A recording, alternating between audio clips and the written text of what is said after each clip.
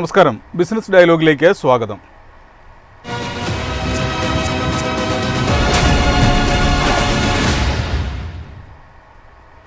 ഇന്ത്യയിൽ വിലക്കയറ്റ തോത് കഴിഞ്ഞ 8 വർഷത്തെ ഏറ്റവും കുറഞ്ഞ നിരക്കിലേക്കെത്തി. അതായത് 1.54%.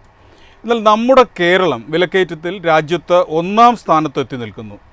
കേരളത്തിലെ വിലക്കയറ്റ നിരക്ക് 9.05%. ഇത് ദേശീയ ശരാശരിയേക്കാൾ 3 ഇരട്ടിയിലധികം വരുമ്പോൾ നടുവൊടിയുന്നത് സാധാരണക്കാരൻ്റെയാണ്. എന്തുകൊണ്ടാണ് ഇന്ത്യയിലെ സാമ്പത്തിക നയങ്ങൾ കേരളത്തിലെത്തുമ്പോൾ വഴിമാറിപ്പോകുന്നത്? കേരളത്തിൻ്റെ ഉയർന്ന ഉപഭോഗ സംസ്കാരമാണോ അതിന് കാരണം? അതോ സംസ്ഥാന സർക്കാരിൻ്റെ ധനകാര്യ മാനേജ്മെൻറ്റിലെ പാളിച്ചകളോ? ഈ വിഷയമാണ് ഇന്ന് ബിസിനസ് ഡയലോഗ് ചർച്ച ചെയ്യുന്നത്.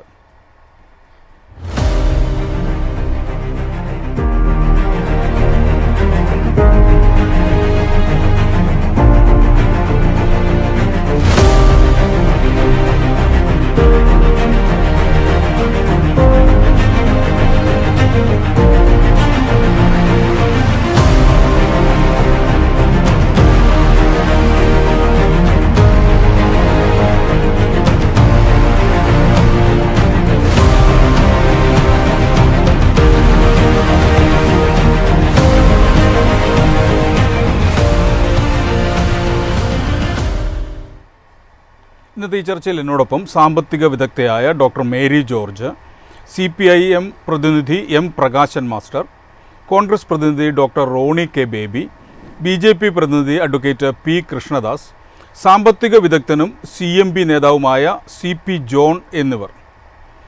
ആദ്യം ഡോക്ടർ മേരി ജോർജ്, എന്തുകൊണ്ടാണ് കേരളം ഈ പട്ടികയിൽ ഒന്നാമതായത്? അതായത് കേരളം എന്തുകൊണ്ടാണ് ഒന്നാമതായി നിൽക്കുന്നത് എന്നതിന് ഇവിടുത്തെ വാങ്ങൽ ശേഷി കൂടിയിരിക്കുന്നു.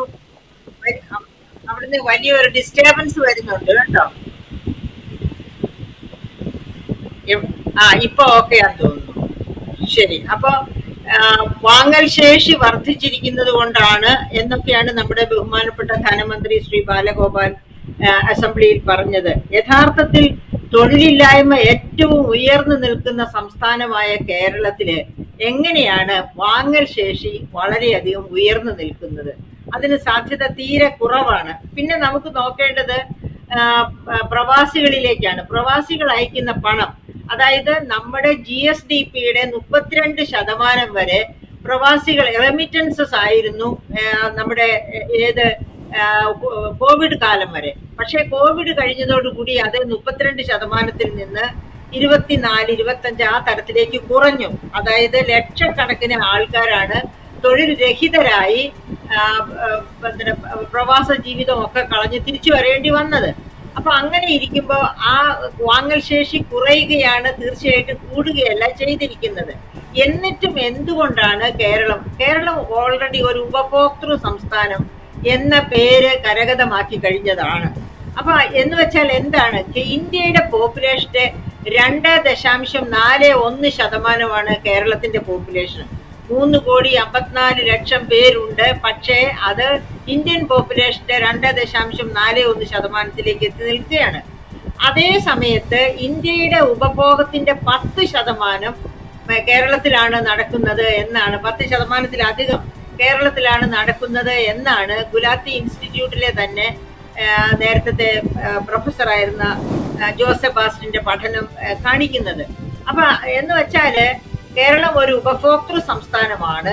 അതേ സമയത്ത് അതായത് ലോക നിലവാരത്തിലുള്ള നമ്മുടെ അമർത്യ സെൻ പോലെയുള്ള അതുപോലെ ആഗോള സാമ്പത്തിക വിശാരദരൊക്കെ ചോദിക്കുന്ന ഒരു കാര്യമുണ്ട്. കേരളം ഹ്യൂമൻ ഡെവലപ്മെന്റ് ഇൻഡെക്സിൽ 1-ാം സ്ഥാനത്താണ് ഇന്ത്യൻ സംസ്ഥാനങ്ങളിൽ. അത് ആഗോള, അതായത് വെസ്റ്റേൺ കൺട്രീസുമായിട്ടൊക്കെ താരതമ്യം ചെയ്യത്തക്ക രീതിയിൽ ഉയർന്നു നിൽക്കുകയും ചെയ്യുന്നു. പക്ഷേ എന്താണ് കേരളത്തിന്റെ പ്രൊഡ്യൂസിംഗ് സെക്ടർ, അതായത് കാർഷിക മേഖലയും വ്യാവസായിക മേഖലയും എന്തുകൊണ്ടാണ് തകർന്നടിഞ്ഞിരിക്കുന്നത്? ഇത് അമർത്യ സെന്നിന്റെ തന്നെ പല ഗ്രന്ഥങ്ങളിലും അദ്ദേഹം സൂചിപ്പിച്ചിട്ടുണ്ട്. അതുപോലെ വിദേശ സാമ്പത്തിക വിശാരദരൊക്കെ ചോദിക്കുന്ന ചോദ്യമാണ്. അപ്പൊ നമ്മൾ നോക്കണം, ഈ കേരളം ഒരു ഉപഭോക്തൃ സംസ്ഥാനം എന്ന് പറയുമ്പോൾ കാർഷിക വ്യാവസായിക മേഖലകൾ അടിഞ്ഞു കിടക്കുന്നു, ഉൽപാദനം നടക്കുന്നില്ല. അപ്പൊ എന്താ സംഭവിക്കുക? അങ്ങനെയുള്ള ഒരു സംസ്ഥാനം ഒരു ഉപഭോക്തൃ സംസ്ഥാനമാണെന്ന് വെച്ചാൽ ഉപഭോഗത്തിന് ആവശ്യമുള്ള എല്ലാ ഉൽപ്പന്നങ്ങളും മറ്റ് സംസ്ഥാനങ്ങളിൽ നിന്ന് കൊണ്ടുവരണം. അപ്പൊ നമ്മൾ ഇന്ത്യയിലെ വിവിധ സംസ്ഥാനങ്ങളിൽ നിന്ന് കൊണ്ടുവരുന്ന ഉൽപ്പന്നങ്ങളാണ്, വൈവിധ്യത്തോടു കൂടിയ ഉൽപ്പന്നങ്ങളാണ് ഇവിടെ ഉപഭോഗം ചെയ്യുന്നത്. അപ്പൊ ആ ട്രാൻസ്പോർട്ട് ചാർജ്, അതായത് പല തട്ട് മറിഞ്ഞ് പല സംസ്ഥാനങ്ങൾ കടന്ന്, പല കരങ്ങൾ കടന്ന്, പല ശ്രേണികൾ കടന്ന് ഇവിടെ എത്തുമ്പോഴേക്ക് ഇതിന്റെ വില 1.54 ഉപഭോക്തൃ വില ഓൾ ഇന്ത്യ തലത്തിലെങ്കിൽ അത് കേരളത്തിൽ എത്തുമ്പോഴേക്ക് ഗ്രാമീണ തലങ്ങളിൽ 10.04 പിന്നെ നഗരങ്ങളിൽ 9 മുകളിലുമാകുന്നു എന്നുള്ളതാണ് യാഥാർത്ഥ്യം. ഇവിടുത്തെ ഡോക്ടർ മേരി ജോർജ്, ഞാൻ താങ്കളിലേക്ക് തിരിച്ചു വരാം. നമുക്ക് രണ്ടാം ഘട്ടത്തിൽ ഇതിൻ്റെ വിശദമായ വിവരങ്ങളിലേക്ക് പോകാം. ഞാൻ ഡോക്ടർ റോണി കെ ബേബിയിലേക്ക് ഒന്ന് പോവുകയാണ്. ഡോക്ടർ റോണി കെ ബേബി, വിലക്കയറ്റം നിയന്ത്രിക്കുന്നതിൽ സംസ്ഥാന സർക്കാരിൻ്റെ ധനകാര്യ മാനേജ്മെൻറ്റിനുള്ള പങ്ക് എന്താണ്? അതിൽ പരാജയമാണോ സംഭവിച്ചിരിക്കുന്നത്? നമുക്കറിയാം, വിലക്കയറ്റം എന്ന് ഒരു ആഗോള പ്രതിഭാസമാണ് എന്നൊക്കെ പണ്ട് പറഞ്ഞ് ഒഴിയുന്ന ചില നിർവചനങ്ങളൊക്കെ നമ്മൾ കേട്ടിട്ടുണ്ട്. വിലക്കയറ്റം എന്ന ആരോണം ഉയരുമ്പോൾ ജനങ്ങൾ പട്ടിണിയിലാണ്, ജനങ്ങൾ ബുദ്ധിമുട്ടിലാണ്, ജനങ്ങൾക്ക് അവശ്യ സാധനങ്ങൾ വാങ്ങാനുള്ള പണമില്ല എന്ന് പറയുമ്പോൾ അതൊരു യൂണിവേഴ്സൽ ഫിനോമിന ആണെന്നൊക്കെ പറഞ്ഞ് ഒഴിഞ്ഞു മാറാമായിരുന്നു. പക്ഷെ ഇപ്പോൾ അങ്ങനെയല്ല. കാരണം ഇന്ത്യയില് ഒരു പാറ്റേണും കേരളത്തിൽ മറ്റൊരു പാറ്റേണും. ഇന്ത്യയില് കേരളത്തിന് പുറത്തുള്ള മറ്റ് സംസ്ഥാനങ്ങളിൽ നമുക്കറിയാം ഇപ്പോൾ പണച്ചുരുക്കത്തിലേക്ക് പോയ കാര്യങ്ങൾ, ഒരു സാമ്പത്തിക മാന്ദ്യത്തിലേക്ക് ഇന്ത്യയിലെ പല സംസ്ഥാനങ്ങളും, ആസാം, ഒറീസ പോലെയുള്ള സംസ്ഥാനങ്ങളിലൊക്കെ 0% താഴേക്ക് ഈ പറയുന്ന പണപ്പെരുപ്പത്തിന്റെ തോത് എത്തിയിരിക്കുന്നു. അതേസമയം നമ്മുടെ കേരളത്തില് ഏറ്റവും പുതിയ ഡേറ്റ പ്രകാരം 9-10% കേരളത്തിലെ പണപ്പെരുപ്പം എത്തിയിരിക്കുന്നു എന്ന് പറയുമ്പോൾ അത് നമുക്ക് നിസ്സാരമായിട്ട് കാണാനായിട്ട് സാധിക്കില്ല. അതിന്റെ ഒരു പ്രധാനപ്പെട്ട കാരണം എന്ന് പറയുന്നത് 2 വർഷം മുമ്പ് നമ്മൾ ഓർക്കണം. ഇപ്പോൾ ഇവിടെ ഒരുപക്ഷെ പറയുമായിരിക്കും, അല്ലെങ്കിൽ പ്രതിപക്ഷം രാഷ്ട്രീയം കളിക്കുകയാണ്, അല്ലെങ്കിൽ ഇവിടെ കേരളത്തിൽ ഈ പറയുന്ന വിലക്കയറ്റം ഒന്നുമില്ല, എല്ലാം ഭംഗിയാണ്. പക്ഷേ 2 വർഷം മുന്നേ ഉള്ള സർക്കാരിന്റെ പ്രചരണം, അല്ലെങ്കിൽ മുഖ്യമന്ത്രി ഉൾപ്പെടെയുള്ള ആളുകളുടെ സമൂഹ മാധ്യമങ്ങൾ പരിശോധിച്ചു കഴിഞ്ഞാൽ 2023 അവർ വലിയ കൊട്ടിഘോഷിക്കുന്നുണ്ട്. ഇന്ത്യയിൽ ഏറ്റവും അധികം പണപ്പെരുപ്പം കുറവുള്ള സംസ്ഥാനമാണ് കേരളം. ഇത് കേരളത്തിലെ ധനകാര്യ മാനേജ്മെന്റ് ആണ്. വളരെ സാമ്പത്തിക അച്ചടക്കമാണ് കേരളത്തിലുള്ളത്. കൃത്യമായി തന്നെ 2023 ഇപ്പോൾ മുഖ്യമന്ത്രിയുടെ സോഷ്യൽ മീഡിയ നോക്കിക്കഴിഞ്ഞാൽ തന്നെ അവിടെ സർക്കാരിന് വലിയ നേട്ടമായിട്ടാണ് അവർ ചിത്രീകരിക്കുന്നത്. പക്ഷേ ആ 2 വർഷം കഴിഞ്ഞപ്പോൾ ഇപ്പോൾ എന്താ, ഇന്ന് ഇന്ത്യയിലെ ഏറ്റവും 1ാം സ്ഥാനത്ത്, നമ്മളറിയണം 2ാം സ്ഥാനത്ത് നിൽക്കുന്ന കർണാടക, ഏറ്റവും പുതിയ കണക്കനുസരിച്ച് നാഷണൽ സ്റ്റാറ്റിസ്റ്റിക്കൽ ഓർഗനൈസേഷന്റെ ഏറ്റവും പുതിയ കണക്കനുസരിച്ച് 2ാമത് നിൽക്കുന്ന കർണാടകയാണ്. കർണാടക 4% താഴെയാണ്. അതായത് 2ാം സ്ഥാനത്ത് നിൽക്കുന്ന സംസ്ഥാനത്തിന്റെ 3 ഇരട്ടിയാണ് കേരളത്തിലെ പണപ്പെരുപ്പത്തിന്റെ തോത് എന്ന് പറയുന്നത്. അതിന്റെ പ്രധാനപ്പെട്ട കാരണം എന്ന് പറയുന്നത് ഇവിടുത്തെ സർക്കാരിന്റെ സാമ്പത്തിക അച്ചടക്കമില്ലായ്മയാണ്. നമ്മൾ ഈ പൊന്മുട്ടയിടുന്ന താറാവിനെ പിന്നെയും അതിനെ കഴുത്ത് ഞെരിക്കുന്നു എന്ന് പറയുന്നത് പോലെ സർക്കാരിന് സാമ്പത്തികമായി ഊറ്റിയെടുക്കാൻ പറ്റുന്ന സ്രോതസ്സുകൾ, മലയാളികൾ ഈ പറയുന്ന മദ്യമായിക്കോട്ടെ, പെട്രോളിയം ആയിക്കോട്ടെ, ലോട്ടറി ആയിക്കോട്ടെ, നമ്മുടെ സർക്കാരിന്റെ സമ്പത്തിന്റെ വരുമാനത്തിന്റെ 50% വരുന്നത് ഈ 3 സോഴ്സുകളിൽ നിന്നാണ്. മദ്യത്തിൽ നിന്നും, ലോട്ടറിയിൽ നിന്നും, അതുപോലെ തന്നെ ഇന്ധനത്തിൽ നിന്നും. പക്ഷെ അവിടെ എന്താണ്, സർക്കാർ അതിനെ കൂടുതൽ നികുതി കൂട്ടുന്നു. അതിന്റെ നികുതി കുറയ്ക്കാനായിട്ട് സർക്കാർ തയ്യാറാകുന്നില്ല. അതിന്റെ ഫലമായിട്ട് എന്ത് ചെയ്യും നമുക്കറിയാം. കേരളം എന്ന് പറയുന്ന ഒരു കൺസ്യൂമർ സ്റ്റേറ്റ് ആണ്. നമ്മുടെ ഈ ഈ പറയുന്ന 46% നമ്മുടെ ഉപയോഗിക്കുന്ന കൺസ്യൂമർ പ്രോഡക്ട്സില് 46% എന്ന് പറയുന്നത് ഭക്ഷ്യ ഉൽപ്പന്നങ്ങളാണ്. അരി പോലെ, അല്ലെങ്കിൽ അതുപോലെ പച്ചക്കറികൾ പോലെ അവശ്യ വസ്തുക്കളാണ്. അവയ്ക്കാണ് ഏറ്റവും അധികം വില കൂടി നിൽക്കുന്നത്. നമുക്ക് വെളിച്ചെണ്ണയുടെ വില 230 രൂപയായിരുന്നത് 500 രൂപയ്ക്ക് മുകളിലേക്ക് ഉയർന്നു കണ്ടു, 3 ഇരട്ടിയിലേക്ക് ഉയർന്നു കണ്ടു. അരിക്ക് പോലും കഴിഞ്ഞ ഒരു വർഷത്തെ കണക്ക് വെച്ച് നോക്കുമ്പോൾ 10 മുതൽ 15 രൂപയാണ് ഈ ഒരു വർഷം മാത്രം അരിക്ക് ഉണ്ടായിരിക്കുന്ന വിലക്കയറ്റം എന്ന് പറയുന്നത്. അപ്പോൾ ഇവിടെ സംഭവിക്കുന്നത് എന്താ പറയുക, സർക്കാർ, നമുക്കറിയാം ഇലക്ട്രിസിറ്റി നമ്മൾ തന്നെ ഒന്ന് പരിശോധിച്ച് നോക്കുക. ഈ ഇന്ന് ഓരോ ഗാർഹിക ഉപഭോക്താക്കളും കൊടുക്കേണ്ടി വരുന്ന വൈദ്യുതി നിരക്ക് എത്രയാണ്? അത് എത്രയോ ഇരട്ടി ഈ കഴിഞ്ഞ ഈ 5 വർഷത്തിനിടയിൽ തന്നെ സർക്കാർ 3-4 തവണ വൈദ്യുതി നിരക്ക് വർദ്ധിപ്പിച്ചിരിക്കുന്നു, വെള്ളക്കരം വർദ്ധിപ്പിച്ചിരിക്കുന്നു. ശരിക്കും പറഞ്ഞാൽ മലയാളികളുടെ പോക്കറ്റിൽ പണമില്ലാത്ത അവസ്ഥയിലേക്ക് കാര്യങ്ങൾ എത്തിയിരിക്കുകയാണ്. വിദ്യാഭ്യാസം, അതുപോലെ മെഡിക്കൽ കെയർ, ഏറ്റവും അധികം ആരോഗ്യ പരിപാലനത്തിന് വേണ്ടി പണം ചെലവഴിക്കേണ്ടി വരുന്ന സംസ്ഥാനം എന്ന് പറയുന്നത് കേരളമാണ്. ഈ പറയുന്ന തമിഴ്നാട്, നമ്മുടെ തൊട്ടടുത്ത സംസ്ഥാനം തമിഴ്നാട്ടിൽ പോലും ആളോഹരി എക്സ്പെൻഡിച്ചർ ഫോർ ഹെൽത്ത് എന്ന് പറയുന്നത് 1000 രൂപയിൽ താഴെ നിൽക്കുമ്പോൾ കേരളത്തിൽ 9,000 രൂപയാണ് ആളോഹരി പിന്നെ ചിലവ് എന്ന് പറയുന്നത് ആരോഗ്യ പരിപാലനത്തിന് വേണ്ടി. ഇപ്പോൾ എല്ലാ മേഖല, അപ്പോൾ അവിടെയൊക്കെ സർക്കാർ കൃത്യമായ കാര്യങ്ങൾ ചെയ്യാനായിട്ട് സാധിക്കും. പക്ഷെ സർക്കാർ അവിടെ ചെയ്യുന്നില്ല.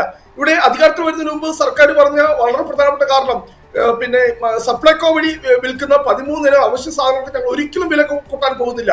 പക്ഷേ നമുക്കറിയാം അവിടെ അവയ്ക്ക് വില കൂട്ടി എന്ന് മാത്രമല്ല ആ സാധനങ്ങൾ ഒന്നും തന്നെ ഇപ്പോൾ ലഭ്യമല്ല. ഇവിടുത്തെ യഥാർത്ഥ പ്രശ്നം എന്താണ്?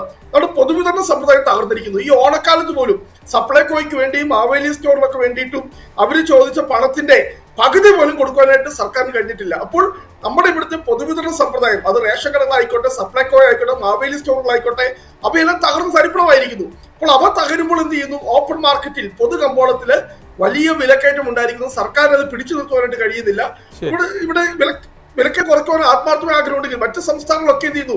ഇന്ധന നികുതിയിൽ കുറവെത്തുമ്പോൾ സംസ്ഥാന സർക്കാർ അത് കൂട്ടുവാൻ വേണ്ടിയിട്ടാണ്, അല്ലെങ്കിൽ 1 രൂപ പോലും അതിനകത്ത് ഇന്ധന നികുതിയിൽ കുറയ്ക്കുവാനായിട്ട് സർക്കാർ തയ്യാറാകുന്നില്ല. ശരി, വ്യക്തമാണ്. ഞാൻ താങ്കളിലേക്ക് മടങ്ങി വരാം. അഡ്വക്കേറ്റ് പി കൃഷ്ണദാസ്, കേന്ദ്ര സർക്കാർ വിലക്കയറ്റം നിയന്ത്രിക്കാൻ എടുക്കുന്ന നയങ്ങൾ, ഇപ്പോൾ ഉദാഹരണത്തിന് റിസർവ് ബാങ്കിൻ്റെ പലിശ നിരക്ക് വർധന പോലുള്ളവ കേരളത്തിൽ മാത്രം ഫലം കാണാതെ പോകുന്നത് എന്തുകൊണ്ടാണ്? കേരളം വളരെ കാലങ്ങളായി സാമ്പത്തിക രംഗത്ത് എടുത്തുകൊണ്ടിരിക്കുന്ന ഒരു പ്രധാനപ്പെട്ട നയം, നമ്മൾ രാജ്യത്തെ ഏറ്റവും വലിയ സാമ്പത്തിക ശക്തിയായിട്ടുള്ള സംസ്ഥാനമാണ്, നമ്മളാണ് നമ്പർ 1 എന്നുള്ള പ്രചരണം നടത്തുക എന്നുള്ളതാണ്. ആ പ്രചരണത്തിനപ്പുറത്ത് യഥാർത്ഥത്തിൽ നമ്മളുടെ സാമ്പത്തിക സ്ഥിതി എന്താണ്? നമ്മളുടെ ധനകാര്യമന്ത്രിമാർ കഴിഞ്ഞ 2 ടേമിലായി നടത്തിക്കൊണ്ടിരിക്കുന്ന പ്രധാനപ്പെട്ട ഒരു മാനേജ്മെന്റ് നമ്മളുടെ പൊതുകടം കുറക്കുന്നതിന്റെ ഒരു ചാൻസ് എടുക്കുന്നതിന് വേണ്ടി പെൻഷൻ ബോർഡ് രൂപീകരിച്ചുകൊണ്ട് കടം എടുക്കുക, ആ പൊതുകടത്തിന്റെ ഭാഗമല്ലാതെ ആക്കി മാറ്റാൻ വേണ്ടി ശ്രമിക്കുക. മറ്റൊന്ന് കിഫ്റ്റ് വഴി ലോൺ എടുക്കുക, ആ ലോണുകളൊന്നും സംസ്ഥാനത്തിന്റെ പൊതുകടത്തിന്റെ ഭാഗമല്ലാതെ ആക്കി മാറ്റാൻ വേണ്ടി ശ്രമിക്കുക. അതിനാണല്ലോ ബഹുമാനപ്പെട്ട സുപ്രീം കോടതിയിലും ഹൈക്കോടതിയിലും എല്ലാം പോയി തങ്ങൾക്ക് അതിൽ നിന്ന് എക്സംഷൻ വേണം എന്നാവശ്യപ്പെട്ടുകൊണ്ടുള്ള ഹർജികൾ ഫയൽ ചെയ്യാനുള്ള സാഹചര്യം ഉണ്ടായത്. അപ്പൊ കേരളമാണ് സംസ്ഥാനം ഒരു സമയത്തൊക്കെ കേന്ദ്ര ഗവൺമെന്റിനെതിരെ ആദ്യമായി സുപ്രീം സ്യൂട്ട് ഫയൽ ചെയ്തു. 131 പ്രകാരം ഞങ്ങൾ സ്യൂട്ട് ഫയൽ ചെയ്തു, കേന്ദ്രത്തെ ഞങ്ങൾ മുട്ടുകുത്തിക്കാൻ വേണ്ടി പോകുന്നു എന്നൊക്കെയാണല്ലോ കേരളം മുഴുവൻ പ്രചരണം നടത്തിയത്. എന്തായിരുന്നു യഥാർത്ഥത്തിൽ സംഭവിച്ചത്? ബഹുമാനപ്പെട്ട സുപ്രീം കോടതിയിൽ കടം വാങ്ങാൻ വേണ്ടിയാണത്, കടത്തിന്റെ തോത് വർദ്ധിപ്പിച്ച് കിട്ടണം എന്നുള്ള ഹർജിയാണത് എന്ന് പിന്നീട് തിരുത്തി പറയേണ്ടി വന്നു. കേരളത്തിന്റെ കടമെടുപ്പ് എന്നുള്ളത് ഒരു വലിയ സാധ്യതയായി കണ്ടുകൊണ്ട് കേരളത്തിന്റെ സാമ്പത്തിക സംവിധാനത്തെ കടത്തിന്റെ അടിസ്ഥാനത്തിൽ, കടമെടുപ്പിന്റെ അടിസ്ഥാനത്തിൽ മുന്നോട്ട് കൊണ്ടുപോകാൻ ശ്രമിക്കുന്ന ഒരു സർക്കാരാണ് അധികാരത്തിലിരിക്കുന്നത്. കേന്ദ്ര ഗവൺമെന്റ് കൊണ്ടുവരുന്ന പല പദ്ധതികളും അതല്ലെങ്കിൽ നയങ്ങളും, ആ നയങ്ങൾ സംസ്ഥാനത്ത് നടപ്പാക്കാൻ ഒരു വിമുഖത കാണിക്കുന്നതിന്റെ പ്രധാനപ്പെട്ട കാരണം തങ്ങൾ കേന്ദ്ര ഗവൺമെന്റിനെ സപ്പോർട്ട് ചെയ്യുന്നവരാണ് എന്നൊരു പൊതുധാരണയിൽ രാഷ്ട്രീയം കാണും എന്നുള്ളത് കൊണ്ടാണ്. യഥാർത്ഥത്തിൽ കേരളത്തിന്റെ വളർച്ച എന്നുള്ളത് ദേശീയ ശരാശരിയേക്കാൾ താഴെ പോയിരിക്കുന്നു. ദേശീയ ശരാശരി 6.3 രേഖപ്പെടുത്തുമ്പോൾ കേരളത്തിൻ്റെത് 6.19 നിലനിൽക്കുന്നു. മറ്റൊരു പ്രധാനപ്പെട്ട വിഷയം, കേരളം സൗത്ത് ഇന്ത്യയിലെ ഏറ്റവും വികസന തോത് കുറഞ്ഞു കാണുന്ന സംസ്ഥാനങ്ങളിലൊന്നായി മാറിയിരിക്കുന്നു എന്നതാണ്. ആഭ്യന്തര ഉൽപാദനത്തിന്റെ കാര്യത്തിലാണ് ഇത്. നമ്മുടെ പ്രധാനപ്പെട്ട ആഭ്യന്തര ഉൽപാദനത്തിന്റെ മേഖല നാം പറയുന്നത് അഗ്രികൾച്ചർ ആണെങ്കിലും നമ്മുടെ സേവന മേഖലയുടെ ഭാഗമായിട്ടാണ്. 63% സേവന മേഖലയിൽ നിന്നുള്ള വരുമാനമാണ് നമ്മുടെ സംസ്ഥാനത്തിന്റെ പ്രധാനപ്പെട്ട ഇൻകമായി കണക്കാക്കപ്പെടുന്നത്. സ്വാഭാവികമായും അതിലൊരു വർധനവുണ്ടാകണമെന്നുണ്ടെങ്കിൽ, അല്ലെങ്കിൽ നമ്മുടെ സംസ്ഥാനത്തിന് നിലനിൽക്കണമെന്നുണ്ടെങ്കിൽ സാമ്പത്തിക സുസ്ഥിരത എന്നുള്ളത് ഒരു പ്രധാനപ്പെട്ട ഘടകമാണ്. അതിൽ അച്ചടക്കം പാലിക്കാൻ, സാമ്പത്തിക അച്ചടക്കം പാലിക്കാൻ സംസ്ഥാനം തയ്യാറല്ല എന്ന് പല ഘട്ടങ്ങളിലായി കേന്ദ്ര ഗവൺമെന്റ് ആണെങ്കിലും ഈ സംസ്ഥാനത്തെ ബോധ്യപ്പെടുത്തിയിട്ടുണ്ട്, അതിനുള്ള ശ്രമം നടത്തിയിട്ടുണ്ട്. ബഹുമാനപ്പെട്ട സുപ്രീം കോടതിയിൽ കേരളം കൊടുത്ത ഹർജി പരിഗണിക്കുമ്പോൾ സുപ്രീം കോടതി പോലും കേരളത്തോട് ചോദിക്കുന്ന സാഹചര്യമുണ്ടായി. നിങ്ങൾക്ക് എങ്ങനെ ഒരു സംസ്ഥാനം ഈ തരത്തിൽ കൊണ്ടുപോകാൻ കഴിയുന്ന സാമ്പത്തിക സ്ഥിതി ഉണ്ടായിരിക്കുന്നു എന്നുള്ളത്. കേരളത്തിന്റെ ഒരു വാചകം കൂടി പറഞ്ഞ് പൂർത്തിയാക്കാം. കേരളത്തിന്റെ കൊട്ടിഘോഷിക്കുന്ന ഈ തരത്തിലുള്ള കണക്കുകൾ, അതിൽ നിന്ന് യഥാർത്ഥമായിട്ടുള്ള സാമ്പത്തിക സ്ഥിതിയിലേക്ക് നാം വന്നിരുന്നില്ല കഴിഞ്ഞ കുറച്ചു കാലങ്ങളായി എന്നുള്ളതുകൊണ്ടാണ്. അത് കാണിക്കുന്നത് നമ്മളുടെ യഥാർത്ഥത്തിൽ ഉണ്ടാകേണ്ടുന്ന വളർച്ച അത് പിന്നോട്ട് പോകുന്നു. നമുക്ക് യഥാർത്ഥത്തിൽ ഉണ്ടാകേണ്ടുന്ന GSDP, ആ GSDPയിൽ നമ്മൾ പിന്നോട്ട് പോകുന്നു. നമ്മളുടെ സർവ്വ മേഖലകളും പിന്നോട്ട് പോകുന്നു എന്നുള്ളതാണ്. അത് കാർഷിക മേഖലയിൽ മാത്രമല്ല, ഇപ്പോൾ സർവീസ് മേഖലയിൽ തന്നെയും നമുക്ക് മുന്നോട്ട് പോകാൻ വേണ്ടി കഴിയാത്ത സാഹചര്യമായിരിക്കുന്നു. ടാക്സ് കളക്ഷന്റെ കാര്യത്തിൽ, GST കളക്ഷന്റെ കാര്യത്തിൽ നമ്മൾ പിന്നിൽ നിൽക്കുന്ന ഒരു സംസ്ഥാനമായി മാറിയിരിക്കുന്നു. അപ്പൊ സ്വാഭാവികമായും നമ്മുടെ സാമ്പത്തിക സ്ഥിതി, നമ്മുടെ പ്രൊഡക്ഷൻ, അഗ്രികൾച്ചറൽ രംഗത്തുള്ള നമ്മുടെ സ്വയം പര്യാപ്തത നേടാൻ വേണ്ടിയുള്ള ശ്രമമൊക്കെ നടത്തുമ്പോൾ പോലും നമ്മളുടെ പ്രൊഡക്ഷൻ കുറവാണ് കാണിക്കുന്നത്. അന്യ സംസ്ഥാനങ്ങളെ ആശ്രയിക്കേണ്ട സ്ഥിതിയിലാണ് നമ്മളുള്ളത്. അപ്പൊ നമ്മുടെ സാമ്പത്തിക സ്ഥിതി സുസ്ഥിരമാക്കാനുള്ള ഒരു നയവും സംസ്ഥാന ഗവൺമെന്റ് കഴിഞ്ഞ കുറെ കാലങ്ങളായി ബജറ്റിന്റെ കാര്യത്തിലായിരുന്നില്ല, ബജറ്റ് പ്രഖ്യാപിക്കുന്ന സമയത്തായാലും പദ്ധതികളില്ല. ഇനി ബജറ്റേതര പദ്ധതികളുടെ കാര്യത്തിലാണെങ്കിൽ അതിലും അത് പ്രഖ്യാപിക്കുകയോ നടപ്പാക്കുന്ന നയമില്ല. കടമെടുക്കുക, കടം വെച്ച് ചെലവഴിക്കുക എന്നുള്ളതാണ് സംസ്ഥാന ഗവൺമെന്റ് പ്രധാനപ്പെട്ട നയം. അത് വെച്ച് നമുക്ക് മുന്നോട്ട് പോകാൻ വേണ്ടി കഴിയില്ല. വ്യക്തമാണ്. ഞാൻ താങ്കളിലേക്ക് മടങ്ങി വരാം. ശ്രീ പ്രകാശൻ മാസ്റ്റർ, കേന്ദ്ര നയങ്ങൾ നടപ്പിലാക്കുന്നതിൽ കേരളം പരാജയപ്പെടുന്നുണ്ടോ? കേന്ദ്ര നയം നടപ്പിലാക്കാനല്ലല്ലോ കേരളത്തിൽ ഒരു ബദൽ നയവുമായി LDFന്റെ ഗവൺമെന്റ് ഭരിക്കുന്നത്. ഇവിടെ ഇതുവരെ സംസാരിച്ച ആളുകളെല്ലാം മറച്ചുവെക്കുന്ന ഒരു യാഥാർത്ഥ്യമുണ്ട്. അത് നമ്മുടെ രാജ്യം വളരെ ഗുരുതരമായ സാമ്പത്തിക പ്രതിസന്ധിയിലാണ്. സാമ്പത്തികമായിട്ടുള്ള ഗുരുതരാവസ്ഥ നമ്മുടെ രാജ്യത്തുണ്ട് എന്നുള്ള യാഥാർത്ഥ്യമാണ്.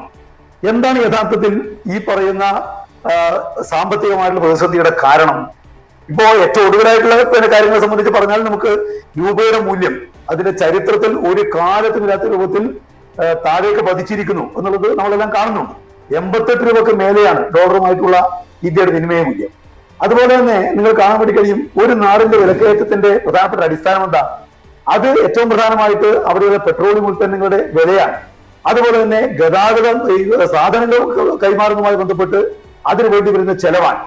യഥാർത്ഥത്തിൽ ആ കാര്യത്തോട് ഇന്ത്യ ഗവൺമെന്റ് സ്വീകരിക്കുന്ന നിലപാടെന്താ? നേരത്തെ കോൺഗ്രസ് ഗവൺമെന്റ് ആവട്ടെ, ഇപ്പോഴത്തെ BJP ഗവൺമെന്റ് ആവട്ടെ, അന്താരാഷ്ട്ര രംഗത്ത് പെട്രോളിയം ഉൽപ്പന്നങ്ങളുടെ വില കുറയുമ്പോൾ, പെട്രോളിന് തന്നെ മൊത്തത്തിൽ വില കുറയുന്ന സമയത്ത് ഇവിടെ ഇന്ത്യ രാജ്യത്ത് വില ഒരു കാരണവശാലും കുറയാൻ അനുവദിക്കുന്നില്ല എന്ന് മാത്രമല്ല, വില നിയന്ത്രിക്കാനുള്ള ഗവൺമെന്റിന്റെ അധികാരം പോലും എടുത്തു കളഞ്ഞവരാണ് കോൺഗ്രസിന്റെയും BJPയുടെയും ഗവൺമെന്റ്. ഇത് പറയുന്നത് രാജ്യത്തെ പെട്രോളിയം കമ്പനികൾ ഇഷ്ടം പോലെ ധനം സമ്പാദിക്കുകയും ഇതിന്റെ ആകെ തന്നെ ചെലവ് രാജ്യത്തുള്ള ജനങ്ങൾ നേരിടേണ്ടി വരികയും ചെയ്യുന്നു എന്നതാണ്. ഇന്ത്യ രാജ്യത്ത് പരിശോധിക്കുമ്പോൾ ഇപ്പൊ നിങ്ങൾ പറഞ്ഞല്ലോ, വിലക്കയറ്റം എന്ന് പറയുന്നത് എന്തോ ഒരു കേരള പ്രതിഭാസമാണ് എന്നുള്ളതിൽ കാണല്ലോ ഇവിടെ ഇപ്പോൾ ആളുകൾ ചർച്ച ചെയ്തിരിക്കുന്നത്. നിങ്ങൾ ഈ കഴിഞ്ഞ 2025 ആഗസ്റ്റ് 9 ഇന്ത്യ ടുഡേയില് ഡൽഹി റിപ്പോർട്ട് എടുത്ത് പരിശോധിക്കണം. അതിനകത്ത് വളരെ കൃത്യമായി പറഞ്ഞിരിക്കുന്നു, ഇന്ത്യ രാജ്യത്തിലെ പണപ്പെരുപ്പ നിരക്ക് കൂടുക എന്ന് മാത്രമല്ല, കഴിഞ്ഞ 10 കൊല്ലക്കാലമായിട്ട് എടുത്ത് പരിശോധിക്കുമ്പോൾ താരതമ്യം ചെയ്യുമ്പോൾ അവശ്യ വസ്തുക്കളുടെ എല്ലാം വില ഇന്ത്യ രാജ്യത്ത് കൂടുകയാണ്. 2014 നരേന്ദ്രമോദി ഗവൺമെന്റ് വന്നതിന് ശേഷമുള്ള 24 വരെയുള്ള കാര്യം എടുത്ത് പരിശോധിച്ചാൽ 22 അവശ്യ വസ്തുക്കളുടെ വില വൻതോതിൽ കൂടി. ഏറ്റവും വില കൂടിയിരിക്കുന്നത് പരിപ്പിനും ഉള്ളിക്കുമാണ്. 90% വില. തക്കാളിക്ക് 114% വില കൂടിയിരിക്കുന്നു. ഉള്ളിക്ക് 74% വില കൂടിയിരിക്കുന്നു. അവശ്യ വസ്തുക്കൾക്കാകെ അതിഗുരുതരമായ വിലക്കയറ്റമാണ് ഈ രാജ്യത്തിനകത്ത് ആകെ ഉണ്ടാകുന്നത്.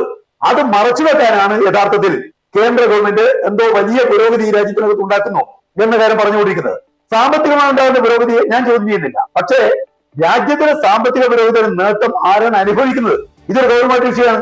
ഈ കഴിഞ്ഞ കൊല്ലമെടുത്ത് പരിശോധിക്കുമ്പോൾ GDPയുടെ ഏതാണ്ട് 70% ചെന്ന് പറ്റിയത് ഇവിടെ 10 കുത്തക കുടുംബങ്ങളുടെ കയ്യിലേക്കാണ്. ബാക്കി 30% കൂടെ രാജ്യത്തെമ്പാടുമുള്ള ജനങ്ങളുടെ കയ്യിലേക്ക് എത്തിയത് എന്ന് പറഞ്ഞ രാജ്യത്തിന്റെ ചരിത്രത്തിൽ ഒരു കാലത്തുമില്ലാത്തവർക്ക് സമ്പത്ത് ഒരുപറ്റം ആളുകളുടെ കയ്യിൽ കേന്ദ്രീകരിക്കുകയും ദരിദ്രരായിട്ടുള്ള ആളുകൾ കൂടുതൽ പാപ്പുലീകരിക്കപ്പെടുകയും ചെയ്യുന്നു.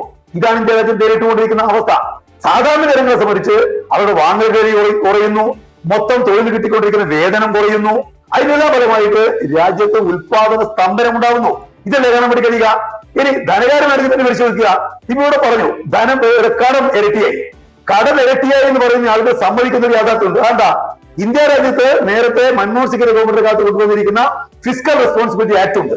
ആ ആക്ട് അനുസരിച്ച് ഒരു സംസ്ഥാനത്തിന് GSTPയുടെ 3% മാത്രമേ കടമെടുക്കാൻ പറ്റൂ. ശ്രീ CP ജോൺ, ഇന്ത്യയിലെ വിലക്കയറ്റ തോത് 1.54% കുറഞ്ഞപ്പോൾ കേരളത്തിൽ അത് 9.05% വരെ ഉയരാനുള്ള കാരണം എന്താണ്?